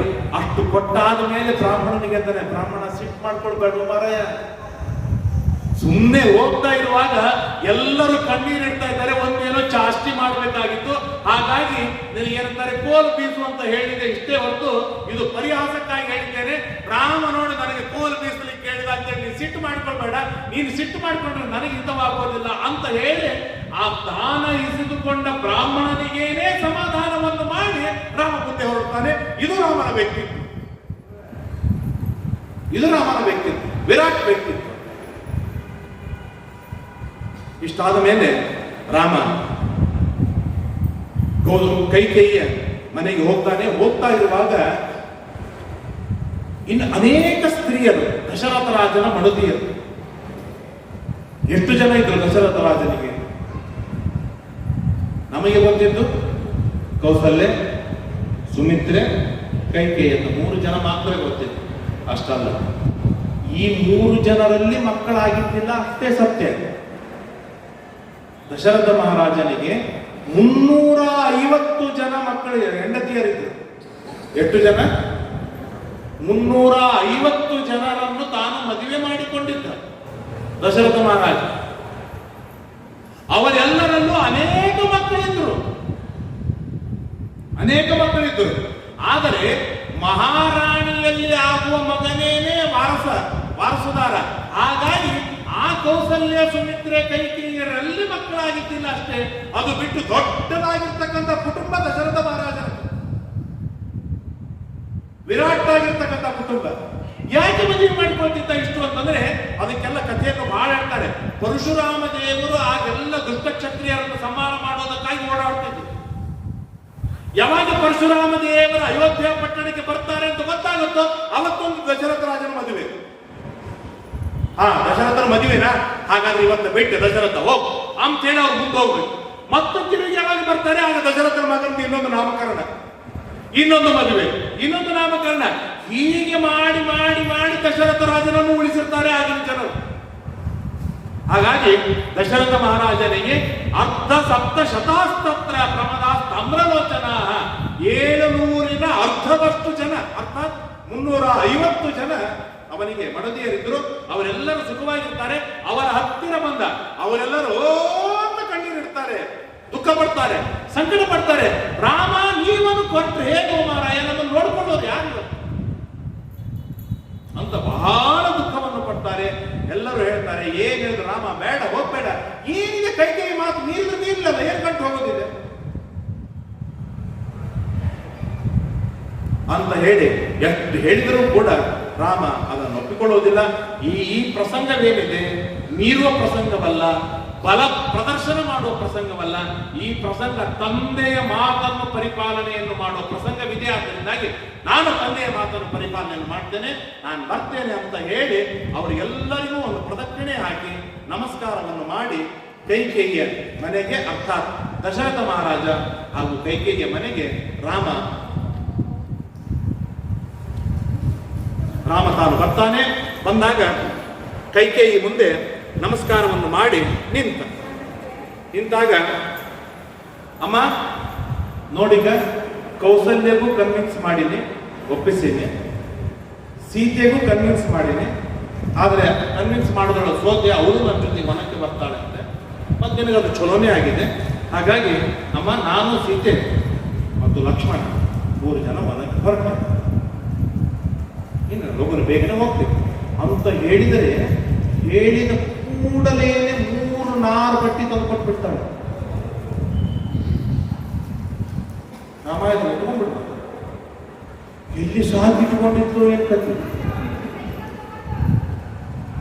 ಥಟ್ಟಂತ ಯಾರೋ ಮನೆ ಬ್ರಾಹ್ಮಣರು ಬಂದಾಗ ದೋತ್ರ ಸೀರೆ ಕೊಡ್ಬೇಕಂತ ಹುಡುಕಾಡಿದ್ರೆ ಸಿಗುವುದಿಲ್ಲ. ಅಂಥದ್ದು ನಾರು ಮಡಿಯನ್ನು ಸಾಕಿಟ್ಟಿದ್ಲು ಪ್ರಾಣಿ ಕೈಕೇಯಿ. ತಂದು ಕೊಟ್ರೆ ರಾಮ ಪಟ ಪಟ ಪಟ ಉಟ್ಕೊಂಡ್ಬಿಟ್ಟ, ಲಕ್ಷ್ಮಣ ಉಟ್ಕೊಂಡ್ಬಿಟ್ಟ, ಸೀತೆ ಹಾಗೆ ಹಿಡ್ಕೊಂಡು ನಿಂತಿದ್ದಾಳೆ. ರಾಮನ್ ಮಾರಿ ನೋಡ್ತಾಳೆ. ರಾಮ ಇದನ್ನು ಹೇಗೆ ಕೊಡ್ಬೇಕು ನನಗೆ ಗೊತ್ತಿಲ್ಲ, ರಾಮ ಕೊಡಿಸ್ತೇನೆ, ತುಂಬಾ ಪೀಡೆ ಆಗುತ್ತೆ, ನಾನು ಯಾಕೆ ಇದನ್ನು ಉಟ್ಕೊಳ್ಳೋದು ಬರ್ತಾ ಇತ್ತು ಅಂತ ಹೇಳಿದಾಗ ರಾಮ ಸೀತೆಯನ್ನು ಕರೆದುಕೊಂಡು ಹೋಗಿ ನಾರು ಬಟ್ಟೆಯನ್ನು ಉಡಿಸ್ತಾನೆ. ಏನೂ ನಾಚಿಕೆ ಇಲ್ಲ, ಏನೂ ಕರುಣೆ ಇಲ್ಲ, ಏನೂ ಇಲ್ಲ. ಅಷ್ಟರೊಳಗೆ ದಶರಥ ಮಹಾರಾಜನಿಗೆ ಎಚ್ಚರವಾಯಿತು. ದಶರಥ ಹೇಳ್ತಾನೆ, ಏನ್ ರಾಮ ನೀವು ಅದಕ್ಕೆ ನಿಶ್ಚಯ ಮಾಡಿಕೊಂಡ್ಯಾ? ಸುಮಂತ್ರ, ಜಗತ್ತಿನಲ್ಲಿ ಇರುವ ಏನೆಲ್ಲ ರಾಜ್ಯವಿದೆ, ಐಶ್ವರ್ಯವಿದೆ, ಬಂಗಾರವಿದೆ, ಬೆಳ್ಳಿ ಇದೆ, ಮುತ್ತು ರತ್ನಗಳಿದೆ, ವಜ್ರ ವೈಡೂರ್ಯಗಳಿದೆ, ಎಲ್ಲವನ್ನು ಇವತ್ತು ರಾಮನ ಪಾಲಿಗೆ ನಾನು ಬರೆದು ಕೊಟ್ಟಿದ್ದೇನೆ, ರಾಮನಿಗೆ ಕೊಡು. ಅವನಿಗೆ ಏನ್ ಬೇಕು? ಅವಳಿಗೆ ಯೌವರಾಜ್ಯ ಪಟ್ಟ ಭರತನಿಗೆ ಬೇಕು, ರಾಮ ವನಕ್ಕೆ ಹೋಗ್ಬೇಕಲ್ಲ, ನಾವೆಲ್ಲರೂ ರಾಮನ ಜೊತೆ ವನಕ್ಕೆ ಹೋಗ್ಬಿಡೋಣ. ತಾಯಿ ಮಗ ಏನ್ ಮಾಡ್ತಾರೋ ಮಾಡಿ ರಾಜ್ಯದೊಳಗೆ ಕುಳಿತುಕೊಂಡು. ಅಲ್ಲಿ ಐಶ್ವರ್ಯ ಬೇಡ, ಪ್ರಜೆಗಳು ಬೇಡ, ರಾಜ್ಯ ಬೇಡ, ಏನು ಬೇಡ, ಎಲ್ಲ ನಾವು ತೆಗೆದುಕೊಂಡು ಹೋಗ್ಬಿಡಿ, ಎಲ್ಲರೂ ರಾಮನಿಗೆ ಕೊಟ್ಬಿಡು ರಾಮನಿಗೆ ಅಂತ ಇಷ್ಟು ಹೇಳಿದರೆ, ನಾಚಿಕೆ ಇಲ್ಲದ ಕೈಕೇಯಿ ಹೇಳ್ತಾಳೆ, ಎಲ್ಲ ರಾಮನ ಜೊತೆ ಕೊಟ್ಟು ಕಳಿಸಿದ್ರೆ ನಾನೇನು ಊಟ ಮಾಡ್ಬೇಕಿಲ್ಲಿ? ರಾಮ ಬಟ್ಟಿ ಉಟ್ಕೊಂಡು ಹೋಗ್ಬೇಕು, ನಾರು ಬಟ್ಟಿ ಮೇಲೆ ಅಂತ ಹೇಳಿದಾಗ ದಶರಥ ಮತ್ತೆ ಕುಸಿದು ಬಿಡ್ತಾನೆ, ಭಾರಿ ದುಃಖವನ್ನು ಪಡ್ತಾನೆ. ಹೀಗೆ ಆ ಸಂವಾದ ವಿಸಂವಾದಗಳು ನಡೀತಾ ಇದೆ. ಇಷ್ಟೆಲ್ಲ ನಡೀತಾ ಇರುವಾಗಲೂ ಕೂಡ ರಾಮ ರಾಜೀವ ನೇತ್ರ, ರಾಮನ ಮೇಲೆ ಏನೂ ವಿಕಾರವಿಲ್ಲ. ಕೇಳುವ ನಮಗೆ, ಹೇಳುವ ನಮಗೆ ದುಃಖವಾಗತ್ತೆ, ಕಣ್ಣೀರು ಬರುತ್ತೆ. ರಾಮನಿಗೆ ಈ ತರಹದ ದುರವಸ್ಥೆ ಬಂತಲ್ಲ ಅಂತ ನಮಗೆ ಸಂಕಟವಾಗಬೇಕೇ ಹೊರತು, ರಾಮ ಮಾತ್ರ ನಿಶ್ಚಿಂತ, ಶಾಂತ, ಸಮಾಧಾನ, ಅನಂತ ಚಂದ್ರರ ಕ್ರಾಂತಿ. ಆ ಮುಖದ ಮೇಲೆ ಸ್ವಲ್ಪ ಪರಿಣಾಮಗಳಿಲ್ಲ ರಾಮನಿಗೆ. ವನಕ್ಕೆ ಹೊರಟಲ್ಲ ಅನ್ನುವ ಅತ್ಯಲ್ಪ ಕಷ್ಟ ಆ ಮುಖದ ಮೇಲೆ ತೋರ್ತಾ ಇಲ್ಲ. ಅಷ್ಟು ಶಾಂತವಾಗಿ ರಾಮ, ಲಕ್ಷ್ಮಣ, ಸೀತೆಯರು ಆ ನಾರು ಬಟ್ಟೆಯನ್ನು ಉಟ್ಟುಕೊಂಡು ಕಂಗೊಳಿಸ್ತಾ ಇದ್ದಾರೆ ಎಂಬುದಾಗಿ ತಿಳಿಸಿಕೊಡ್ತಾರೆ. ಮುಂದೆ ರಾಮ ಹೇಗೆ ವನಕ್ಕೆ ಹೊರಟ, ರಾಮ ವನಕ್ಕೆ ಹೊರಟಾದ ಮೇಲೆ ದಶರಥನ ಪರಿಸ್ಥಿತಿ ಏನಾಯಿತು, ಅದನ್ನೆಲ್ಲವೂ ಕೂಡ ಕಥೆಗಳು ಬರುತ್ತೆ. ಅದನ್ನೆಲ್ಲವನ್ನು ಕೂಡ ನಾಳೆಯ ದಿನ ಕೇಳುವ ತಿಳಿಯುವ ಪ್ರಯತ್ನವನ್ನು ಮಾಡೋಣ. ಹರಯೇ ನಮಃ. ಶ್ರೀಕೃಷ್ಣಾರ್ಪಣಮಸ್ತು. ಶ್ರೀರಾಮ ರಾಮ ರಾಮೇತಿ ರಮೇ ರಾಮೇ ಮನೋರಮೆ ಸಹಸ್ರನಾಮ ತತ್ತುಲ್ಯಂ ರಾಮನಾಮ ವರಾನನೆ. ಜೈ ಶ್ರೀರಾಮ್, ಜೈ ಜೈ ಶ್ರೀರಾಮ್. ವೆಂಕಟೇಶೋ ವಾಸುದೇವ ಪ್ರದ್ಯುಮ್ನೋ ಮಿತ ವಿಕ್ರಮ ಸಂಕರ್ಷಣೋ ನಿರುದ್ಧಶ್ಚ ಶೇಷಾದ್ರಿಪತಿರೇವ ಚ ಪದ್ಮನಾಭೋ ವೆಂಕಟಾಚಲವಾಸನಃ ಸೃಷ್ಟಿಕರ್ತಾ ಜಗನ್ನಾಥೋ ಮಾಧವೋ ಭಕ್ತವತ್ಸಲಃ ಗೋವಿಂದೋ ಗೋಕುಲೇ ಕೃಷ್ಣಂ ಕೇಶವೋ ಗರುಡಧ್ವಜ